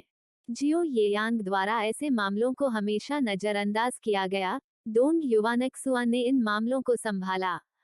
डोंग युवानिक्सुआन ने जियो येयांग की ओर देखा और यह देखकर कि वह केवल समय के बारे में चिंतित था और पहाड़ की ओर देखता रहा, उसे पता था कि उसे कोई आपत्ति नहीं है, इसलिए वह मुस्कुराया। निश्चित रूप से, सभी एक साथ, जितना अधिक उतना अच्छा। बस सुरक्षा का ध्यान रखें। यह सुनकर कुछ युवतियां भी इसमें शामिल हो गईं। येहुआन, चलो भी चलें। बी लैन यान येहुआन को पहाड़ी सीढ़ी की ओर खींचना चाहता था। यान येहुआन हमेशा याद करती है कि दाओहुआ ने उन चीजों को ना कहने के लिए पर्याप्त बहादुर होने के बारे में क्या कहा था जो उसे नापसंद थी और जो वह नहीं करना चाहती थी। उसने अपना सिर हिलाया। सिस्टर कियान, आप अन्य महिलाओं के साथ जाएं, मैं नहीं चढ़ सकती। यह यान येहुआन की स्पष्ट अनिच्छा को देखकर बीलेन ने जिद करना बेहतर समझा और भाग लेने की अपनी इच्छा को दबाते हुए मुस्कुराते हुए कहा, अगर छोटी बहन नहीं जा रही है तो मैं भी नहीं जाऊंगा। उसकी मां ने उसे पहले यह सुनिश्चित करने का निर्देश दिया था कि वह यान बहनों के साथ अच्छी तरह से घुल मिल जाए। पहले अवसर पर उसने यान परिवार की सबसे बड़ी बेटी को बातचीत में शामिल करने की कोशिश की, लेकिन नाव पर चढ़ने के बाद उसे बातचीत करने का कोई और मौका नहीं मिला, इसलिए उसने यान येहुआन के साथ जाने का फैसला किया। यान येहुआन स्वभाव से संवेदनशील थी और बी लैंग की अनिच्छा को देख सकती थी, लेकिन चूंकि बी लैंग ने उससे चिपके रहने पर जोर दिया था, इसलिए उसे नहीं पता था कि क्या कहना है। जल्द ही 1.25 घंटा बीत गया और जियो येयांग और अन्य लोग पहाड़ पर चढ़ने लगे। शुरुआत में कोई भी पीछे नहीं हटा और हर कोई अपनी पूरी ताकत से चढ़ गया। जियो येयांग और यान वेनकाई सबसे उत्साही थे, जो सबसे आगे थे। दोनों ने दाओहुआ और झोऊ जिंगवान को उतनी जल्दी नहीं देखा जितनी उन्हें उम्मीद थी। इसके बजाय उन्हें दोनों लड़कियों की आकृतियां देखने में काफी समय लग गया। आपकी सबसे बड़ी बहन वास्तव में अच्छी स्थिति में है, यान वेनकाई ने गर्व से कहा। बेशक, वह मेरी अपनी बहन है और उसका शरीर मेरे जितना ही शानदार है। वो एक पल के लिए रुका, फिर बोला, यह सिर्फ मेरा बड़ा भाई है, उसे केवल पढ़ाई करना पसंद है, उसने कभी ठीक से प्रशिक्षण के लिए समय नहीं निकाला। हम तीनों भाई बहनों में से वह सबसे कमजोर है। जियो येयांग ने उस पर तिरछी नजर डाली। आपका बड़ा भाई एक विद्वान है और आप मार्शल आर्ट का अभ्यास करते हैं, आप तुलना कैसे कर सकते हैं? यान वेनकाई ने एक सवाल के साथ जवाब दिया, और मेरी सबसे बड़ी बहन के बारे में क्या? वो एक महिला है ना? जियो येयांग क्षण भर के लिए अवाक रह गया, फिर उसने दाओहुआ को देखने के लिए देखा, जिसने झोऊ जिंगवान को कुछ दूरी से पीछे छोड़ दिया था, मुस्कुराया और कहा, वह अलग है, उसे इतना ऊर्जावान होना चाहिए। इसके बाद उन्होंने फिर से अपनी गति तेज कर दी। जैसे जैसे समय बीतता गया, पहाड़ की सीढ़ी पर लोगों की संख्या कम होने लगी। युवा स्वामी और महिलाएं जो जियो येयांग के करीब आने के लिए दृढ़ थे, अपनी शारीरिक शक्ति को बनाए रखने में असमर्थ थे, उन्होंने बीच में ही हार मान ली। थोड़ी देर तक पीछा करने के बाद जियो येयांग तेजी से झोऊ जिंगवान से आगे निकल गई, जो पहाड़ की सीढ़ी पर बैठा था और अपनी सांसें रोक रहा था। झोऊ जिंगवान ने दाओहुआ की ओर देखा, जो बहुत सामने नहीं था। उसने अपना सिर हिलाया और कहा, हम हार गए। फिर उसने डोंग युवानिक्सुआन और कई अन्य लोगों की ओर नाराजगी से देखा जो एक के बाद एक ऊपर चढ़ रहे थे। तुम लोग हमें जीतने भी नहीं दोगे। यान वेनकाई बिना रुके झोऊ जिंगवान से आगे निकल गईं। यह एक प्रतियोगिता है, हम आपको कैसे जीतने दे सकते हैं? अगर लोगों को पता होता कि हम दो युवा महिलाओं से हार गए हैं, तो क्या हमारे पास कोई चेहरा बचेगा? यह सुनकर डोंग युवा नक्सुआन अब खुद को रोक नहीं सका। उसने यान वेनकाई को पकड़ लिया और उसकी गर्दन के चारों ओर अपना हाथ डाल दिया। अरे भाई डोंग, आप क्या कर रहे हैं? मुझे अपनी बड़ी बहन का पीछा करना है। ठीक यही कारण था कि डोंग युवा नक्सुआन ने उसे पकड़ लिया था। हाँफते हुए डोंग युवा नक्सुआन ने कहा, भाई यान, मैं अब और नहीं चढ़ सकता, मेरी थोड़ी मदद करो। जहां तक तुम्हारी बड़ी बहन की बात है, छोटा राजकुमार उसके साथ है।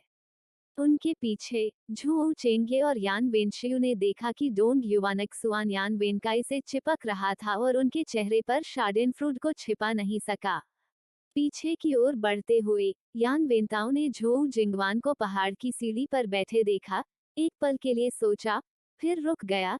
चढ़ने का विकल्प नहीं चुना और इसके बजाय उसके बगल में रहने का फैसला किया। आप अब और क्यों नहीं चढ़ रहे?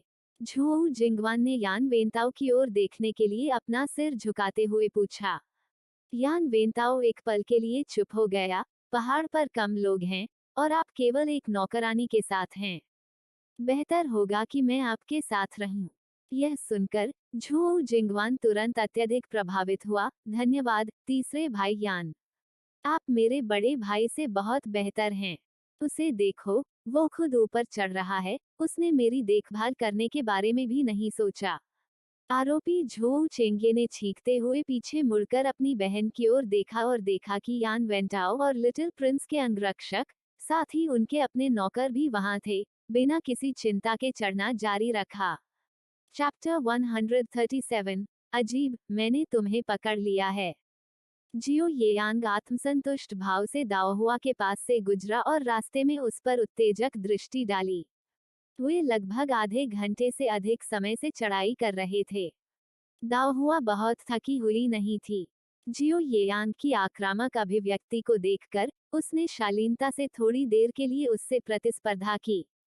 लेकिन ज्यादा देर नहीं हुई जब दाओहुआ की गति धीमी हो गई और आखिरकार वह बस थोड़ा ऊपर चढ़ गई और थोड़ी देर आराम किया। आप इसे संभाल नहीं सकते हो। आपकी ऊर्जा इतनी तेजी से खत्म हो रही है और पहाड़ की चोटी तक पहुंचने के लिए हमें अभी भी कुछ दूरी तय करनी है। जियो येयांग पहाड़ की सीढ़ियों पर खड़ा था और दाओहुआ को देखकर हंस रहा था। दाओहुआ ने उसकी ओर देखा और बिना कुछ बोले उसके पैरों की मालिश की। इससे पहले वह जियो येयांग का पीछा करने पर इतनी केंद्रित थी कि उसने ध्यान ही नहीं दिया और खुद पर बहुत ज्यादा जोर डाल दिया। उसने सोचा कि लौटने के बाद उसे कुछ दिनों तक आराम करने की जरूरत होगी। जियो येयांग ने उसकी नाक को छुआ। वह थक गई है। फिर उसने प्रश्नवाचक दृष्टि से अपने बगल में डेफो की ओर देखा। भले ही डेफो एक नाजुक दिखने वाला किन्नर था, लेकिन उसका मार्शल कौशल किसी अंगरक्षक से कम नहीं था। डेफो ने अपना सिर नीचे कर लिया और मन ही मन आह भरते हुए कहा, मेरे राजकुमार, तुम एक मार्शल आदमी एक युवा लड़की के साथ जिद्दी प्रतिस्पर्धा कर रहे हो, और अगर तुम जीत भी गए तो क्या मतलब है? क्या आप उसे जीतने नहीं दे सकते?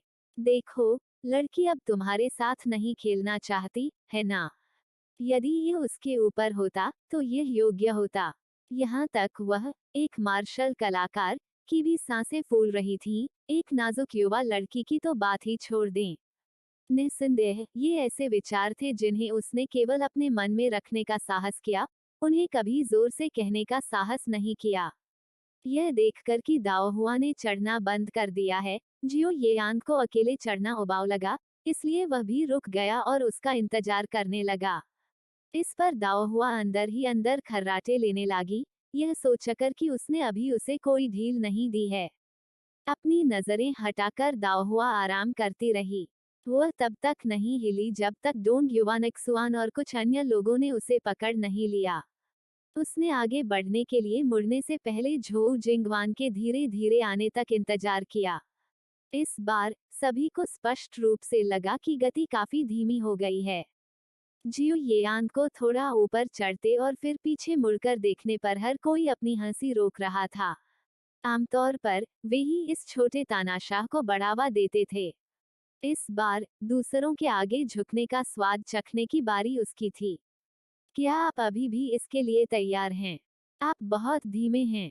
थोड़ी देर चढ़ने के बाद जियो येयांग दाओहुआ को बुलाने से खुद को नहीं रोक सका जो उसके पीछे था। दाओहुआ ने बिना किसी हिचकिचाहट के उत्तर दिया, मैं अब और नहीं चढ़ सकती, आप आगे बढ़ें। जैसे कि उसके सिर पर अपने से बड़े और मजबूत लड़के के साथ पर्वतारोहण में प्रतिस्पर्धा जारी रखने के लिए एक उभार था। आप। जियो येयांग थोड़ा निराश था, लेकिन उसने पाया कि उसके पास दाओहुआ से आग्रह करने के लिए कहने को कुछ नहीं था। उस क्षण, इसे और अधिक सहन करने में असमर्थ, जेफू ने अपने स्वामी की गरिमा को बचाने का फैसला किया। छोटे राजकुमार, मिस यान केवल 10 वर्ष की है। कौन जानता था कि जियो येयांग जवाब देगा, ठीक है, मैं केवल 13 साल का हूँ, उससे ज्यादा उम्र का नहीं। बचाव का प्रयास विफल रहा। अनावश्यक रूप से फंसाए जाने से बचने के लिए डेफू ने चुप रहने का फैसला किया। जियो येयांग ने थोड़ी देर इंतजार किया, और यह देखकर कि डेफू अपना सिर नीचे करके चुप रह रहा था, वह झिझका और फिर कहा, मैं पहले ही बहुत धीमा कर चुका हूँ, वो कैसे नहीं रह सकती। डेफू ने एक पल के लिए सोचा, युवा लड़की में शारीरिक ताकत की कमी है। देखो, जो लोग हमारे साथ चढ़ना शुरू कर चुके हैं, उनमें से कितने बचे हैं। यहाँ तक कुछ पुरुषों ने भी हार मान ली है। यह काफी प्रभावशाली है कि मिस यान अब तक कायम है। नीचे देखते हुए जियो येयांग ने देखा कि पहाड़ की सीढ़ियों पर महिलाओं में केवल दाओहुआ और झोउ जिंगवान बचे थे। उसने अपने होंठ भींचे, लड़कियां बहुत कमजोर होती हैं। डेफू ने एक बार फिर चुप रहने का फैसला किया। दाओहुआ को रुक रुक कर चलते देखकर जियो येयांग चिंतित हो गया। इस गति से शिखर तक पहुंचने में कितना समय लगेगा, कौन जानता है। अचानक उसकी नजर एक सूखी हुई शाखा पर पड़ी।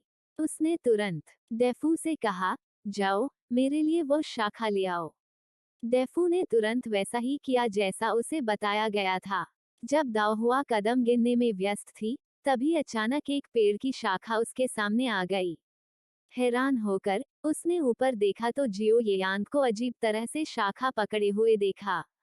यह देखकर कि दाओहुआ नहीं हिला, जियो येयांग के पास बोलने के अलावा कोई विकल्प नहीं था, इसे पकड़ लो, मैं तुम्हें ऊपर खींच लूंगा। यह सुनकर दाओहुआ की आंखें तुरंत चमक उठी, और एक खिलखिलाती मुस्कान के साथ वह आगे बढ़ी और शाखा पकड़ ली। सुनिश्चित करें कि तुम कसकर पकड़ लो, मुझे गिरने मत दो। मैं तुम्हें ऊपर खींचकर पहले से ही तुम पर एहसान कर रहा हूँ, और तुम अब भी शिकायत कर रहे हो। दाओहुआ को फिर से मुस्कुराते हुए देखकर जियो येयांग को राहत महसूस हुई, लेकिन फिर उसने चुपचाप खुद को डांटा।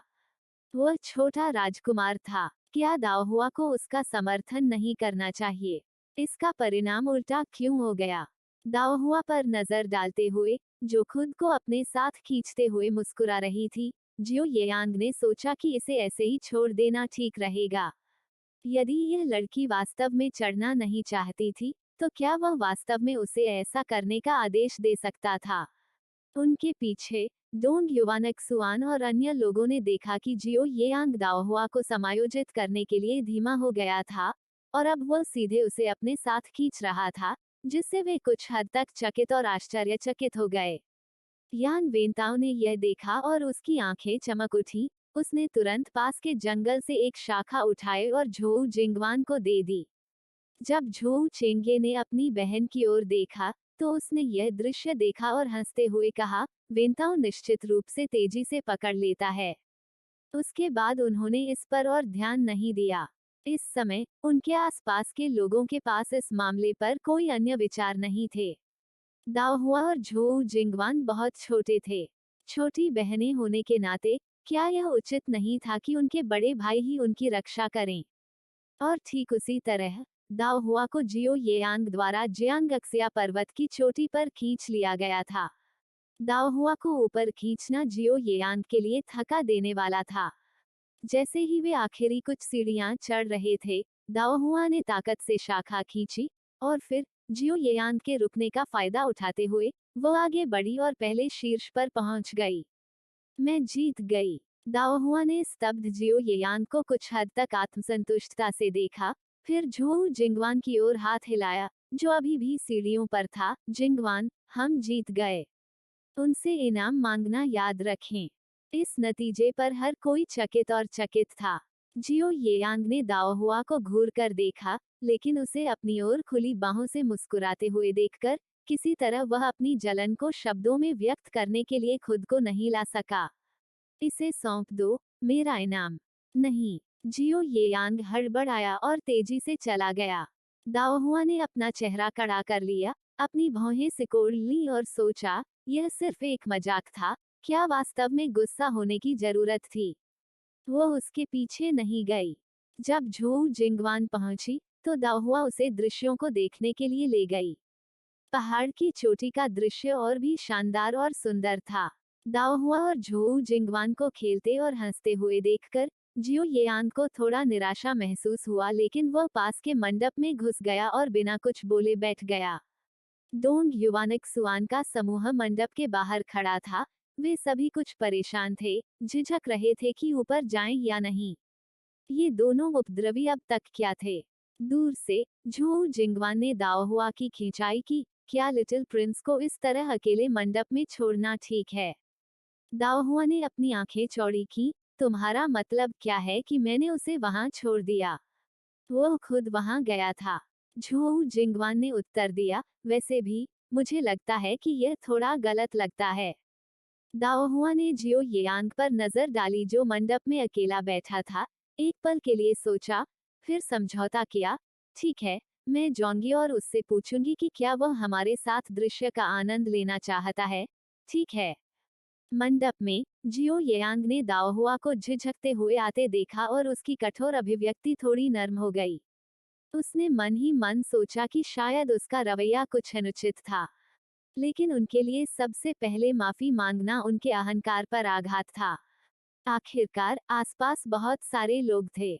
जियो येयांग, वहाँ एक बहुत ऊंचा और बड़ा मेपल का पेड़ है, क्या आप उसे देखने आना चाहेंगे।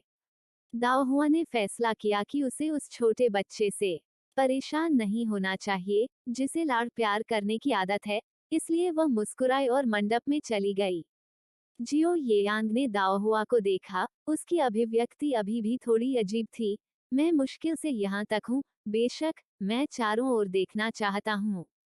तो फिर चेल। चैप्टर 138, रोहुआ का मुस्कुराता हुआ चेहरा जियांग पर्वत के ऊपर ऊंचे मेपल के पेड़ों से घिरा एक एकांत पत्थर का रास्ता है।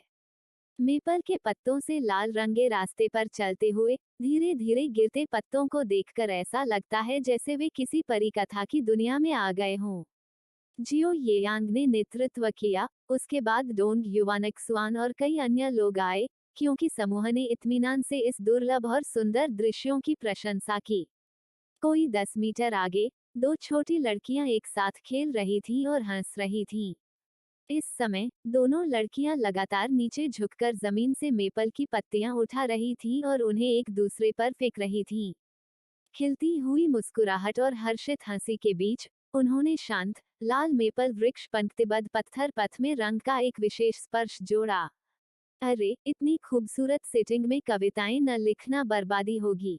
मेरा प्रस्ताव है कि हम सब एक कविता लिखें और फिर उसे आलोचना के लिए अपने गुरु के पास अकादमी में वापस ले जाएं। आप क्या कहते हैं। डोंग युवानक सुआन ने मुस्कुराते हुए कहा। बाकियों को कोई आपत्ति नहीं थी, यहाँ तक जियो येयांग भी दो लड़कियों को पूरी तरह से खुशी में डूबा हुआ देख रहा था। वह भी मदद नहीं कर सका, लेकिन अपने दिल की खुशी व्यक्त करना चाहता था। उपस्थित सभी लोगों का पालन पोषण उनके संबंधित परिवारों द्वारा सावधानी पूर्वक किया गया था और वे स्वाभाविक रूप से साहित्य में पारंगत थे, थोड़ा भी भयभीत नहीं थे। हालांकि यान वेंताओ ने एक कदम पीछे हटते हुए कहा, आप सभी लिखें, मैं पास हो जाऊंगा, मुझे दाओहुआ और दूसरी लड़की के बारे में चिंता है, मैं उन पर नजर रखूंगा। इतना कहने के बाद उसने प्रतिक्रिया की प्रतीक्षा नहीं की, बल्कि दौड़ना शुरू कर दिया। जब मार्शल आर्ट की बात आती थी तो वह निडर थे, लेकिन कविता रचना, उसे छोड़ दो। वह ऐसे व्यक्ति थे जिन्हें सबसे सरल छंदों में भी संघर्ष करना पड़ता था। यान वेनकाई भी साहित्य में निपुण नहीं थे और वहां से जाना चाहते थे, लेकिन तब तक बहुत देर हो चुकी थी। झू चेंगे ने उसे पकड़ लिया और जाने नहीं दिया। आगे दाओहुआ का माथा पसीने से लथपथ था और उसकी सांसें थोड़ी उखड़ रही थीं। पहाड़ पर चढ़ने के कारण घुटनों में कमजोरी महसूस होने के बावजूद उस पर खुलकर मौज मस्ती करने के उसके उत्साह को कोई भी कम नहीं कर सका। प्राचीन काल में पहुंचने के बाद यहाँ तक ग्रामीण इलाकों में भी निरंतर निगरानी के कारण उसे अपने व्यवहार पर ध्यान देना पड़ता था। एक युवा महिला के रूप में वो बहुत अधिक असंयमित व्यवहार नहीं कर सकती थी। वह जो सबसे अधिक कर सकती थी वह अपने तीसरे भाई के साथ खेतों में दौड़ना था। दूसरों की नजरों की परवाह किए बिना और साथियों के साथ इस तरह का लापरवाह खेल उसके लिए लगभग अनसुना था।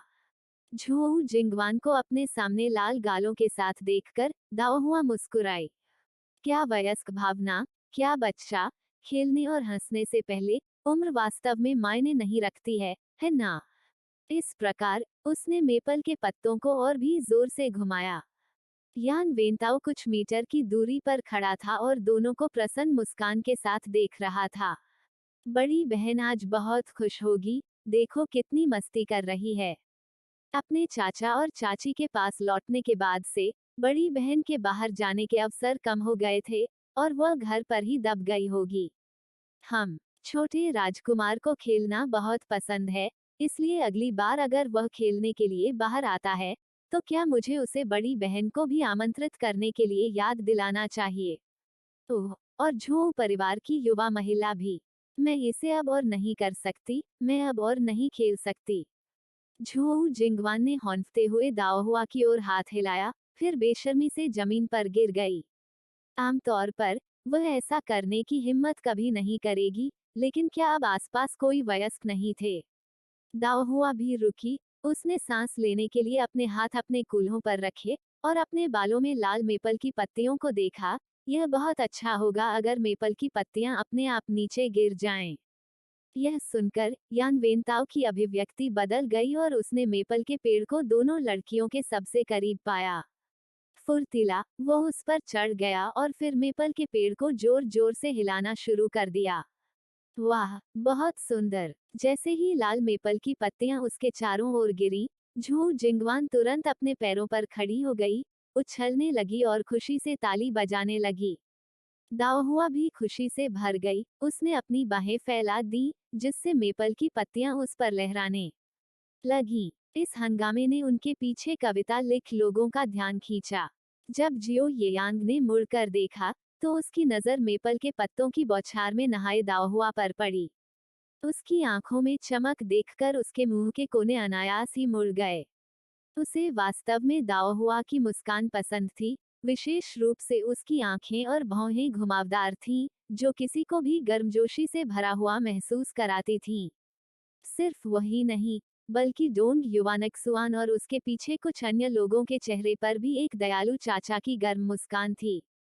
थोड़ी देर इधर उधर खेलने के बाद दाओहुआ ने यान वेंताओ की ओर हाथ हिलाया, जो अभी भी मेपल के पेड़ को हिला रहा था। तीसरे भाई, बस बहुत हो गया, हम अब और नहीं खेलेंगे, जल्दी से नीचे आओ। झू जिंगवान ने तुरंत बातचीत संभाली। हाँ तीसरे भाई, जल्दी से नीचे आओ, अगर तुम इसे हिलाते रहे तो तुम्हारी बाहें दर्द करने लगेंगी। उन दोनों की पुकार सुनकर यान वेंताओ सचमुच रुक गया और फिर पेड़ को पकड़कर तेजी से नीचे चढ़ गया।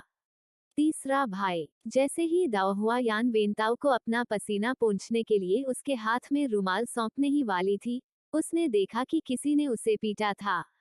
तीसरे भाई, अपना पसीना पोंछो, देखो तुम कितने थके हुए हो। झू जिंगवान ने बिना किसी स्पष्टीकरण के यान वेंताओ के हाथ में रेशम का रुमाल डालते हुए कहा। कोई जरूरत नहीं। रूमाल पकड़े हुए यान वेंताओ असमंजस में था।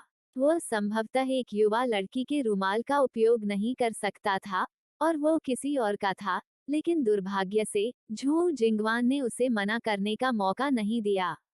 तुम क्या देख रहे हो, जल्दी करो और अपना पसीना पोंछो। तुम्हें देखो, पूरा पसीना तुम्हारी गर्दन से टपक रहा है, क्या यह अच्छा लग रहा है। झू जिंगवान ने उनसे बार बार आग्रह किया। दाओहुआ पास खड़ी थी, दोनों को देख रही थी, और जब उसने देखा कि झू जिंगवान की आंखें स्पष्ट थीं और अन्य इरादों के संकेत के बिना, तो वह हंसने के अलावा कुछ नहीं कर सकी। वह क्या सोच रही थी? मिस जिंगवान अभी भी किशोरावस्था में एक युवा लड़की थी। दाओहुआ ने रुमाल वापस छीन लिया और झू जिंगवान के हाथ में भर दिया, फिर अपना रुमाल यान वेंताओ को सौंप दिया। तीसरे भाई, जल्दी करो और अपना पसीना पोंछो। तभी यान वेंताओ ने अपना पसीना पोंछने के लिए रुमाल उठाने की हिम्मत की। यह देखकर झू जिंगवान चिल्लाया, वो किस लिए है? क्या तुम मेरा उपयोग नहीं कर सकते? बोलने के बाद उसने दाओहुआ की ओर घूरकर देखा, क्या तुम्हारा भाई बिल्कुल मेरे भाई जैसा नहीं है? इतना स्पष्ट अंतर क्यों किया जाए? दाओहुआ ने झू जिंगवान के चारों ओर अपना हाथ लपेटते हुए कहा, क्या यह सिर्फ आपके रुमाल को गंदा करने से बचने के लिए नहीं है? झू जिंगवान, अगर यह गंदा हो जाता है तो यह गंदा हो जाता है। मेरे पास अन्य है, मैं बस एक नया बदल सकती हूँ। इस समय जियो येयांग और अन्य लोग वहां चले आए। खेलना खत्म हो गया। दोनों लड़कियों के तमतमाए चेहरे देखकर हर कोई मुस्कुराया। दाओहुआ और झू जिंगवान ने एक साथ अपना सिर हिलाया। अचानक दाओहुआ ने अपनी आंख के कोने से एक हाथ की झलक देखी और उसने तुरंत अपना सिर एक तरफ घुमा लिया। जियो येयांग का हाथ अजीब तरह से हवा में रुक गया। दाओहुआ ने जियो येयांग पर नजर डाली, तुम क्या देख रहे हो? जियो येयांग ने चिड़चिड़ेपन से दाओहुआ की ओर देखा और उसके बालों से पत्ती का एक टुकड़ा खींचते हुए आगे बढ़ा, फिर अपने होठों को सिकोड़ते हुए कहा, चंचलता को छोड़कर तुम्हें कम से कम अपनी छवि पर कुछ ध्यान देना चाहिए। इससे पहले कि दाओहुआ जवाब दे सके, झू जिंगवान ने उसे घुमाया। दाओहुआ, जल्दी से मेरी तरफ देखो, मेरे सिर पर कुछ भी नहीं है ना? दाओहुआ ने झू जिंगवान के कान के पास लटके बालों को ठीक किया, फिर अपना सिर हिलाया, कुछ नहीं है। झू जिंगवान ने राहत की सांस ली, यह अच्छा है। अगर मेरी माँ ने मेरे बालों को अस्त व्यस्त देखा, तो वह निश्चित रूप से अगली बार मुझे बाहर नहीं आने देंगी। यह सुनकर दाओहुआ भी घबरा गई, तुम्हें मेरी भी जांच करनी चाहिए और इसे मेरे लिए व्यवस्थित करना चाहिए। उसकी माँ भी दिखावे को लेकर बहुत खास थी, वह भविष्य में पीछे के आंगन तक ही सीमित नहीं रहना चाहती थी। झू जिंगवान ने दाओहुआ के बालों को थोड़ा छेड़ा और मुस्कुराते हुए कहा, तुम्हारे बाल भी ठीक लग रहे हैं। दाओहुआ ने राहत महसूस करते हुए आसमान की ओर देखा और सुझाव दिया, क्या हमें नीचे चले जाना चाहिए? विभिन्न परिवारों की महिलाओं और युवा मिसेज को इंतजार कराना अच्छा नहीं है। चैप्टर 139, कलौफल रंगीन। इस तरह बाहर जाना अच्छा नहीं है क्योंकि आप सही समय नहीं बता सकते। मेरे जैसे किसी व्यक्ति के लिए जो केवल सुबह, मध्य या देर के दिन ही बता सकता है, अगर आप सावधान नहीं हैं तो समय का पता खोना आसान है। दाओहुआ और झू जिंगवान कंधे से कंधा मिलाकर पहाड़ के मध्य की ओर चले।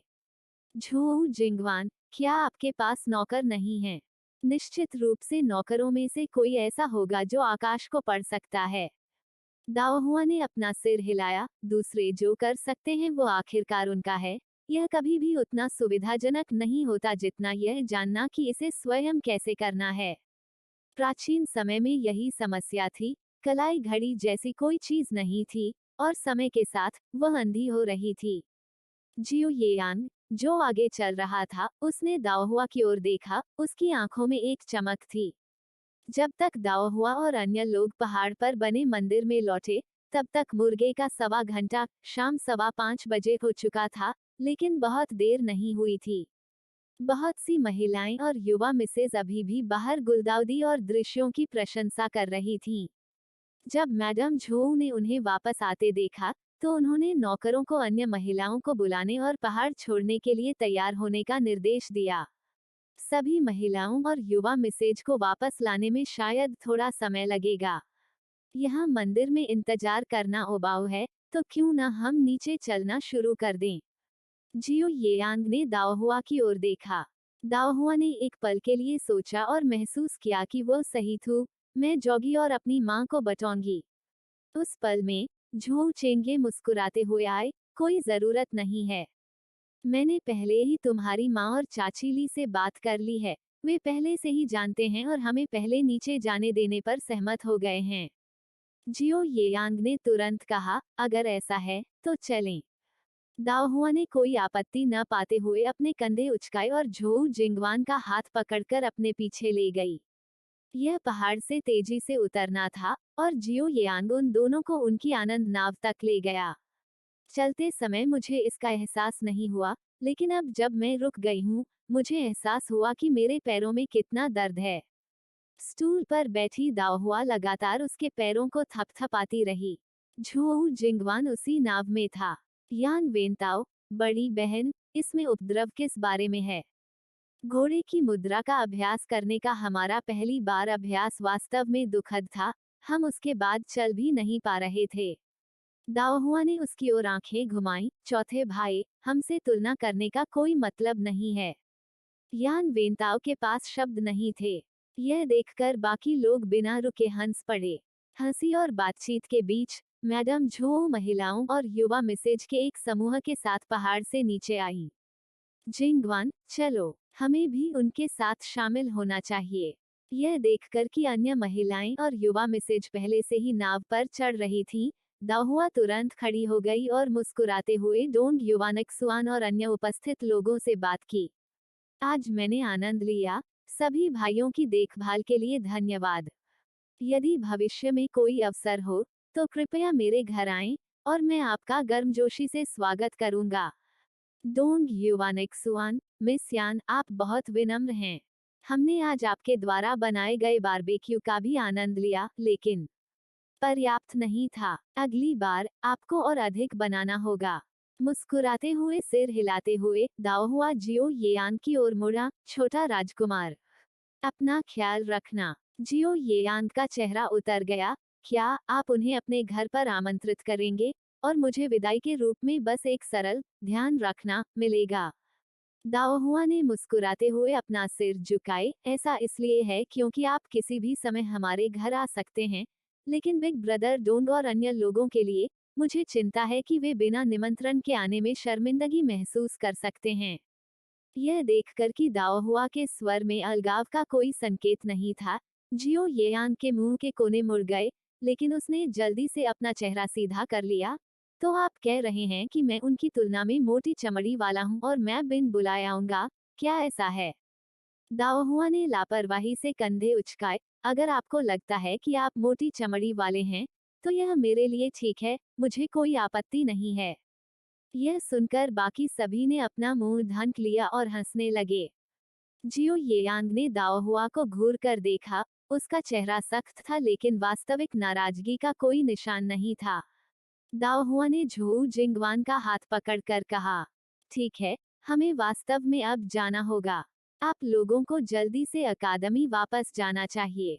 ऐसा कहकर वे दोनों नाव की ओर नीचे चले गए। मैं उन्हें एस्कॉर्ट करूंगा, झोऊ चेंगे ने बात की। रुको, जियो येयांग ने झोऊ चेंगे को बुलाया। झोऊ चेंगे, लिटिल प्रिंस, क्या आपको कुछ चाहिए? जियो येयांग ने दाओहुआ पर नजर डाली जो अभी अभी नाव से नीचे चला था। क्या उन्होंने पहले पर्वतारोहण प्रतियोगिता नहीं जीती थी? मैंने अभी तक पुरस्कार नहीं दिया है। यह सुनकर डोंग युवानक्सुआन और अन्य सभी ने इधर उधर देखा। यान वेनकाई वास्तव में इनाम देने जा रहे हैं। छोटे राजकुमार, इसके बारे में क्यों नहीं भूलते?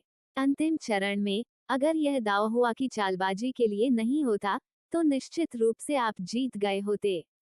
जियो येयांग ने सख्त चेहरे के साथ कहा, एक सच्चा आदमी हारने पर हार स्वीकार करता है। मैंने कहा था कि मैं इनाम दूंगा, मैं अपने शब्द से कैसे पीछे हट सकता हूँ? फिर झोऊ चेंगे की ओर देखते हुए, मैंने पहले ही जी फू को इसे लाने के लिए भेज दिया है। थोड़ी देर में आप इसे उन तक पहुंचा देंगे। झोऊ चेंगे ने मुस्कुराते हुए कहा। फिर दो युवा महिलाओं की ओर से, मैं लिटिल प्रिंस को उनकी उदारता के लिए धन्यवाद देता हूँ। यान वेनकाई का चेहरा उतर गया। मुझे क्या देना चाहिए? मेरे पास केवल कुछ 100 तांबे के सिक्के हैं। डोंग युवानक्सुआन भी हंसते हुए शामिल हुए। हमारे पास ऐसा कुछ भी नहीं है जो पुरस्कार के रूप में काम कर सके। जियो येयांग ने उन्हें विदा किया। मैं इसका ध्यान रखूंगा। इसके बारे में चिंता मत करो। यह सुनकर सभी ने तुरंत विषय छोड़ दिया, यह जानते हुए कि उनके साधन छोटे राजकुमार की तुलना में कमजोर थे। कुछ ही देर में डी फू 2 उत्तम आभूषण बक्से लेकर आ गया। जियो येयांग कुछ हद तक असंतुष्ट था, इसमें इतना समय क्यों लगा। उसने मूल रूप से उन्हें दाओहुआ को व्यक्तिगत रूप से देने की योजना बनाई थी, लेकिन अब वो खुद पड़ोसी नाव पर नहीं जा सकता था और उसे झोउ चेंगे को यह काम सौंपना पड़ा। डी फू ने अपने शरीर को थोड़ा झुकाया। वहाँ बहुत सारी वस्तुएं हैं और मेरे स्वामी महिलाओं के लिए उपयुक्त कुछ चाहते थे, इसलिए इस नौकर को कुछ समय तक सावधानीपूर्वक खोजना पड़ा। मुख्य कारण यह था कि छोटा राजकुमार यान परिवार की सबसे बड़ी कुमारी को बहुत महत्व देता था। वह मामले को आगे बढ़ाने के लिए कोई भी यादृच्छिक उपहार नहीं चुन सकता था। जियो येयांग ने और कुछ नहीं कहा और अपने पंखे से झोउ चेंगे की ओर इशारा किया, इसे उसे दे दो। झोउ चेंगे ने स्वीकार करने में झिझकते हुए कहा, यह बहुत मूल्यवान है। यह आपके लिए नहीं है। क्या मुझे ये स्वयं पहनना चाहिए? जियो येयांग ने उसे काट दिया। ये सभी वस्तुएं अंकल रुई वांग द्वारा छोड़ दी गईं, जिन्होंने कहा कि वे उन्हें पुरस्कार के रूप में उपयोग करने के लिए थीं। तभी झोउ चेंगे ने गहने के बक्से ले लिए और उनके साथ निकल गए। उसके जाने के बाद जियो येयांग ने एक पल के लिए सोचा, वेंताओ को बुलाया और उसके कान में कुछ फुसफुसाया। अन्य लोगों ने देखा कि वेंताओ ने तुरंत छुट्टी ले ली। डी फू अपने छोटे राजकुमार की हरकतों को देखकर कड़वे आंसू बहाने से खुद को नहीं रोक सका। लिटिल प्रिंस ने न केवल यान परिवार की सबसे बड़ी मिस किलिन जेड पेंडेंट को सम्राट द्वारा उसे दिया गया उपहार दिया, बल्कि आज उसने वह पॉकेट घड़ी भी दे दी जो वह हमेशा पहनता था, एक विदेशी देश से एक श्रद्धांजलि। क्या वह और अधिक बेकार हो सकता है? दाओहुआ घटनाओं के उनके पक्ष से अनभिज्ञ थी। झोउ परिवार की नाव पर चढ़ने के बाद उसे और झोउ जिंगवान को मैडम और विभिन्न परिवारों की युवा महिलाओं से हार्दिक शुभकामनाएं मिली। उस पल वो उन्मत्त होकर उन्हें जवाब देने की कोशिश कर रही थी। जब तक झोउ चेंगे गहनों के बक्सों के साथ नहीं आए, तब तक उन पर से ध्यान नहीं हटा, जिससे दोनों युवतियों को राहत मिली। झोउ जिंगवान ने एक शब्द भी नहीं कहा, उसने दाओहुआ को पकड़ लिया और छिपने के लिए नाव की तीसरी मंजिल पर भाग गई। सौभाग्य से वे दोनों समय पर चले गए, अन्यथा जब झोउ चेंगे ने घोषणा की कि वह जो आभूषण बक्से लेकर आया है, वे लिटिल प्रिंस की ओर से उन्हें दिए गए पुरस्कार हैं, तो निस्संदेह हर कोई उन्हें मौके पर ही खोलकर देखने पर जोर देता। मैडम झोउ ने उन दोनों की ओर से पुरस्कार स्वीकार किए, और यद्यपि अन्य मैडम बक्सों की सामग्री के बारे में उत्सुक थी, मैडम झोउ के कुछ शब्दों से उन सभी को तुरंत भेज दिया गया। जल्द ही नाव धीरे धीरे चलने लगी। जब नाव झेंझौ बंदरगाह पर पहुंची तब तक लगभग अंधेरा हो चुका था। दोनों आभूषण बक्से समान थे, लेकिन मैडम झोउ ने फिर भी खुशी से मैडम ली को पहले चुनने दिया। मैडम ली ने तुरंत मना कर दिया, उनके चेहरे पर झिझक दिख रही थी। शादी से पहले वह हमेशा अपने बड़े और दूसरे भाई का अनुसरण करती थी और उसने काफी अच्छी चीजें देखी थीं। आभूषण के बक्से बढ़िया सामग्री से बने थे और उन पर उत्कृष्ट नक्काशी थी जो तुरंत बहुत मूल्यवान प्रतीत होती थी। छोटे राजकुमार ने अपनी बेटी को ऐसे उपहार दिए और उसे सचमुच लगा कि वे इतने गर्म थे कि उन्हें संभालना मुश्किल था। लोगों को पढ़ने में कुशल मैडम झोउ को तुरंत पता चल गया कि मैडम ली क्या सोच रही हैं और उन्होंने अपने हाथों में पकड़े गहनों के बक्से को मैडम ली के हाथ में धकेल दिया। निश्चिंत रहें और इसे ले लें। क्या लिटिल प्रिंस ने यह नहीं कहा कि ये प्रतियोगिता के इनाम के लिए हैं? सच बोलने के लिए, यह मेरा जिंगवान है जो आपके दाओहुआ की रोशनी में आनंद ले रही है। मैडम ली ने मुस्कुराते हुए अपना सिर हिलाया। मिस झोउ प्यारी और मनमोहक है, कौन उसे पसंद नहीं करेगा? यह मेरी मूर्ख लड़की है जिसे फायदा हो रहा है। दोनों माताओं ने एक दूसरे की बेटियों की सराहना की और तभी रुकी जब दाओहुआ और झोउ जिंगवान नाव से नीचे आए। दोनों को थका हुआ देखकर उन्होंने ज्यादा कुछ नहीं कहा। अलविदा कहने के बाद सभी ने एक एक आभूषण का बक्सा लिया और अपनी अपनी गाड़ी में सवार हो गए। चैप्टर 140 पॉकेट वॉच, यह क्या है? अपनी गाड़ी में चढ़ने के बाद दाओहुआ ने मैडम ली की बाहों में गहने के बक्से की ओर इशारा किया और पूछा। मैडम ली ने आश्चर्य से अपनी बेटी की ओर देखा, तुम्हें नहीं पता? दाओहुआ ने सिर हिलाया। मैडम ली ने आभूषण का बक्सा दाओहुआ की गोद में रख दिया। यह लिटिल प्रिंस ने यंग मास्टर झो के माध्यम से यह कहते हुए भेजा था कि यह आपके लिए एक उपहार है। दाओहुआ का चेहरा खुशी से चमक उठा। जियो येयांग अपने शब्दों से पीछे नहीं हटा। उसने कहा, फिर उत्सुकता से बक्सा खोला और तुरंत मोती के बालों के गहनों का एक पूरा सेट उसकी नजर में आ गया। बहुत सुंदर, यान येहुआन चिल्लाए बिना नहीं रह सका। यहाँ तक मैडम ली भी, जिन्होंने कई बेहतरीन चीजें देखी थीं, इस दृश्य को देखकर चकाचौंध हो गईं। मोती के बालों के आभूषणों का सेट बेहद नाजुक था, जो किशोरावस्था के आसपास की युवा लड़कियों के लिए बिल्कुल उपयुक्त था। इसे खोजने के लिए डी फू ने काफी समय और प्रयास खर्च किया था। दाओहुआ ने चावल के दाने के आकार के मोतियों से बना एक तितली हेयरपिन उठाया और आश्चर्यचकित होकर कहा, शिल्प कौशल बहुत उत्तम है। ऐसा लग रहा था कि तितली पुनर्जीवित हो गई है, अपने पंख फैलाकर उड़ान भरने के लिए तैयार है। मैडम ली ने मुस्कुराते हुए कहा, अब से विभिन्न समारोहों में भाग लेने के दौरान आपके पास पहनने के लिए आभूषण का एक टुकड़ा होगा। उसकी बेटी के पास ज्यादा गहने नहीं थे क्योंकि घर में बहुत खर्चे थे और वो उसके लिए ज्यादा तैयारी नहीं कर पाई थी। दाओहुआ ने सिर हिलाया और अपनी आंख के कोने से यान येहुआन की ईर्ष्यापूर्ण नजर को देखते हुए मुस्कुराए और गहने का डिब्बा उसकी ओर बढ़ा दिया। दूसरी बहन, एक चुने। चून बाल आभूषण युवा लड़कियों के लिए डिजाइन किए गए थे, इसलिए चुनने के लिए कई शैलियां थीं। दाओहुआ के पास स्वयं 4 तितली हेयरपिन थे और वो विभिन्न फूलों वाले हेयरपिन की गिनती भी नहीं कर रही थी। यान येहुआन अपने हाथ हिलाती रही, ये आपके लिए लिटिल प्रिंस की ओर से हैं, मैं इन्हें कैसे ले सकती हूँ? दाओहुआ, यह ठीक है, बहुत सारे हैं। यह देखकर कि यान येहुआन अभी भी चुनने में अनिच्छुक थी, दाओहुआ ने एक पल के लिए सोचा, फिर सीधे तितली हेयरपिन को अपनी बहन के बालों में डाल दिया। वहाँ बिल्कुल 4 तितलियां हैं, हमारे परिवार की 4 बहनों में से प्रत्येक के लिए एक। मैडम ली दाओहुआ के वितरण में हस्तक्षेप किए बिना बैठी रहीं। वो अपनी बेटी की उदारता देखकर प्रसन्न हुई और उसके अंतिम निर्णय से और भी अधिक संतुष्ट हुई। इस बार वो यीशुंग और यल को अपने साथ नहीं लाई थी, और चाहे उसके कारण कितने भी उचित क्यों ना हो, घर पर अभी भी ऐसे लोग होंगे जो असंतुष्ट थे।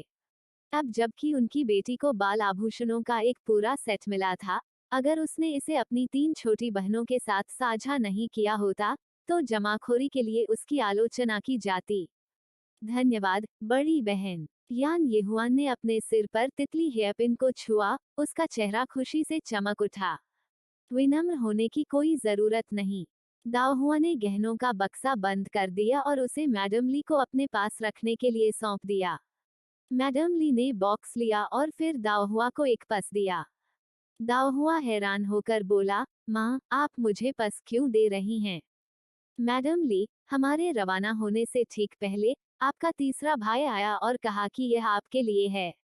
मैंने इसे यह देखने के लिए नहीं खोला है कि अंदर क्या है।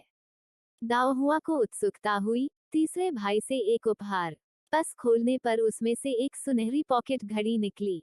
आह, यदि मोती के बालों के आभूषणों को देखकर दाओहुआ खुश हुआ, तो पॉकेट घड़ी को देखकर आश्चर्य कहा जा सकता है। वह बस बाहर होने पर आसानी से समय नहीं बता पाने की शिकायत कर रही थी, और उसे इतनी जल्दी पॉकेट घड़ी मिलने की उम्मीद नहीं थी। यान येहुआन ने पहले कभी पॉकेट घड़ी नहीं देखी थी और उसे नहीं पता था कि यह क्या थी, लेकिन मैडम ली की अभिव्यक्ति तुरंत बदल गई। उसने पहले ऐसी चीज नहीं देखी थी, लेकिन उसने इसके बारे में सुना था। ऐसा कहा जाता था कि यह विदेशियों द्वारा भेंट की गई एक बहुमूल्य वस्तु थी, जो केवल सम्राट द्वारा समर्थित शाही रिश्तेदारों के लिए उपलब्ध थी। यह कुछ ऐसा नहीं था जिसे वेंटाओ दे सके। निस्संदेह यह छोटे राजकुमार की ओर से एक उपहार रहा होगा। दाओहुआ ने इसके बारे में ज्यादा नहीं सोचा, खुशी से जेब घड़ी को अपने गले में डाल लिया। फिर उसने समय देखने के लिए केस खोला और मुस्कुराते हुए मैडम ली से कहा, माँ, यह कुत्ते के तीसरे पहर 7:45 है। मैडम ली के गाल थोड़े सख्त हो गए, क्या ऐसी बात स्वीकार करना ठीक होगा? दाओहुआ को यह भी पता था कि पॉकेट घड़ी संभवतः उसके तीसरे भाई की नहीं हो सकती। मुस्कुराते हुए उसने सिर हिलाया, यह ठीक है। लेकिन मुझे बदले में जियो येयांग को देने के लिए कुछ सोचने की जरूरत है। आह भरते हुए उसने अपना सिर थपथपाया, मेरी गुलदाउदी वाइन। मैं वास्तव में इसके बारे में भूल गई थी। अगर मुझे पता होता तो मैंने इसे जियो येयांग को दे दिया होता। यह सुनकर मैडम ली के गाल कई बार हिले। तो छोटा राजकुमार आपको एक मूल्यवान पॉकेट घड़ी उपहार में देता है, और आपकी बेटी जो कुछ वापस देती है वो है गुलदाउदी वाइन की कुछ बोतलें। यान येहुआन ने उत्सुकता से पूछा, बड़ी बहन, यह क्या है? दाओ हुआ, यह समय बताने के लिए है। तभी गाड़ी के बाहर से मैडम कियान की आवाज सुनाई दी। सिस्टर ली, हमारी गाड़ी में थोड़ी समस्या आ गई है। क्या बी लेन और मैं आपके साथ जिंगझोउ शहर वापस जा सकते हैं? मैडम ली ने जल्दी से गाड़ी का पर्दा उठाया और मुस्कुराई, बेशक आप कर सकते हैं। जल्दी से आगे बढ़ें। मैडम कियान तुरंत कियान बी लैन के साथ गाड़ी में चढ़ गईं। दाओहुआ ने तुरंत मैडम ली के बगल वाली सीट ले ली। बाईं ओर की सीट मैडम कियान और उनकी बेटी के लिए छोड़ दी। पूरे दिन पहाड़ पर चढ़ने के बाद वह वास्तव में बहुत थक गई थी। उसने गाड़ी में आराम करने की योजना बनाई थी, लेकिन अब आगंतुकों के साथ उसे फिर से अपनी ऊर्जा जुटानी पड़ी। बड़ी बहन यान, दूसरी बहन यान। कियान बी लैन ने बैठते ही दाओहुआ और यान येहुआन का अभिवादन किया।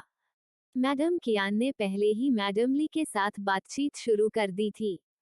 माँ और बेटी दोनों की नज़र यान येहुआन के सिर के ऊपर तितली हेयरपिन पर पड़ी, जहाँ तक दाओहुआ के गले में पॉकेट घड़ी की बात थी। क्षमा करें, उन्होंने इसे पहले नहीं देखा था और उन्हें लगा कि यह एक सोने का लॉकेट है। यह वह पुरस्कार होगा जो लिटिल प्रिंस ने छोटी बहन को दिया होगा, है ना? कियान बी लैन ने यान येहुआन को ईर्ष्या से देखा, यह वास्तव में सुंदर है। मैडम कियान ने तारीफों के साथ जियो येयांग को बातचीत के अंदर और बाहर बुलाया।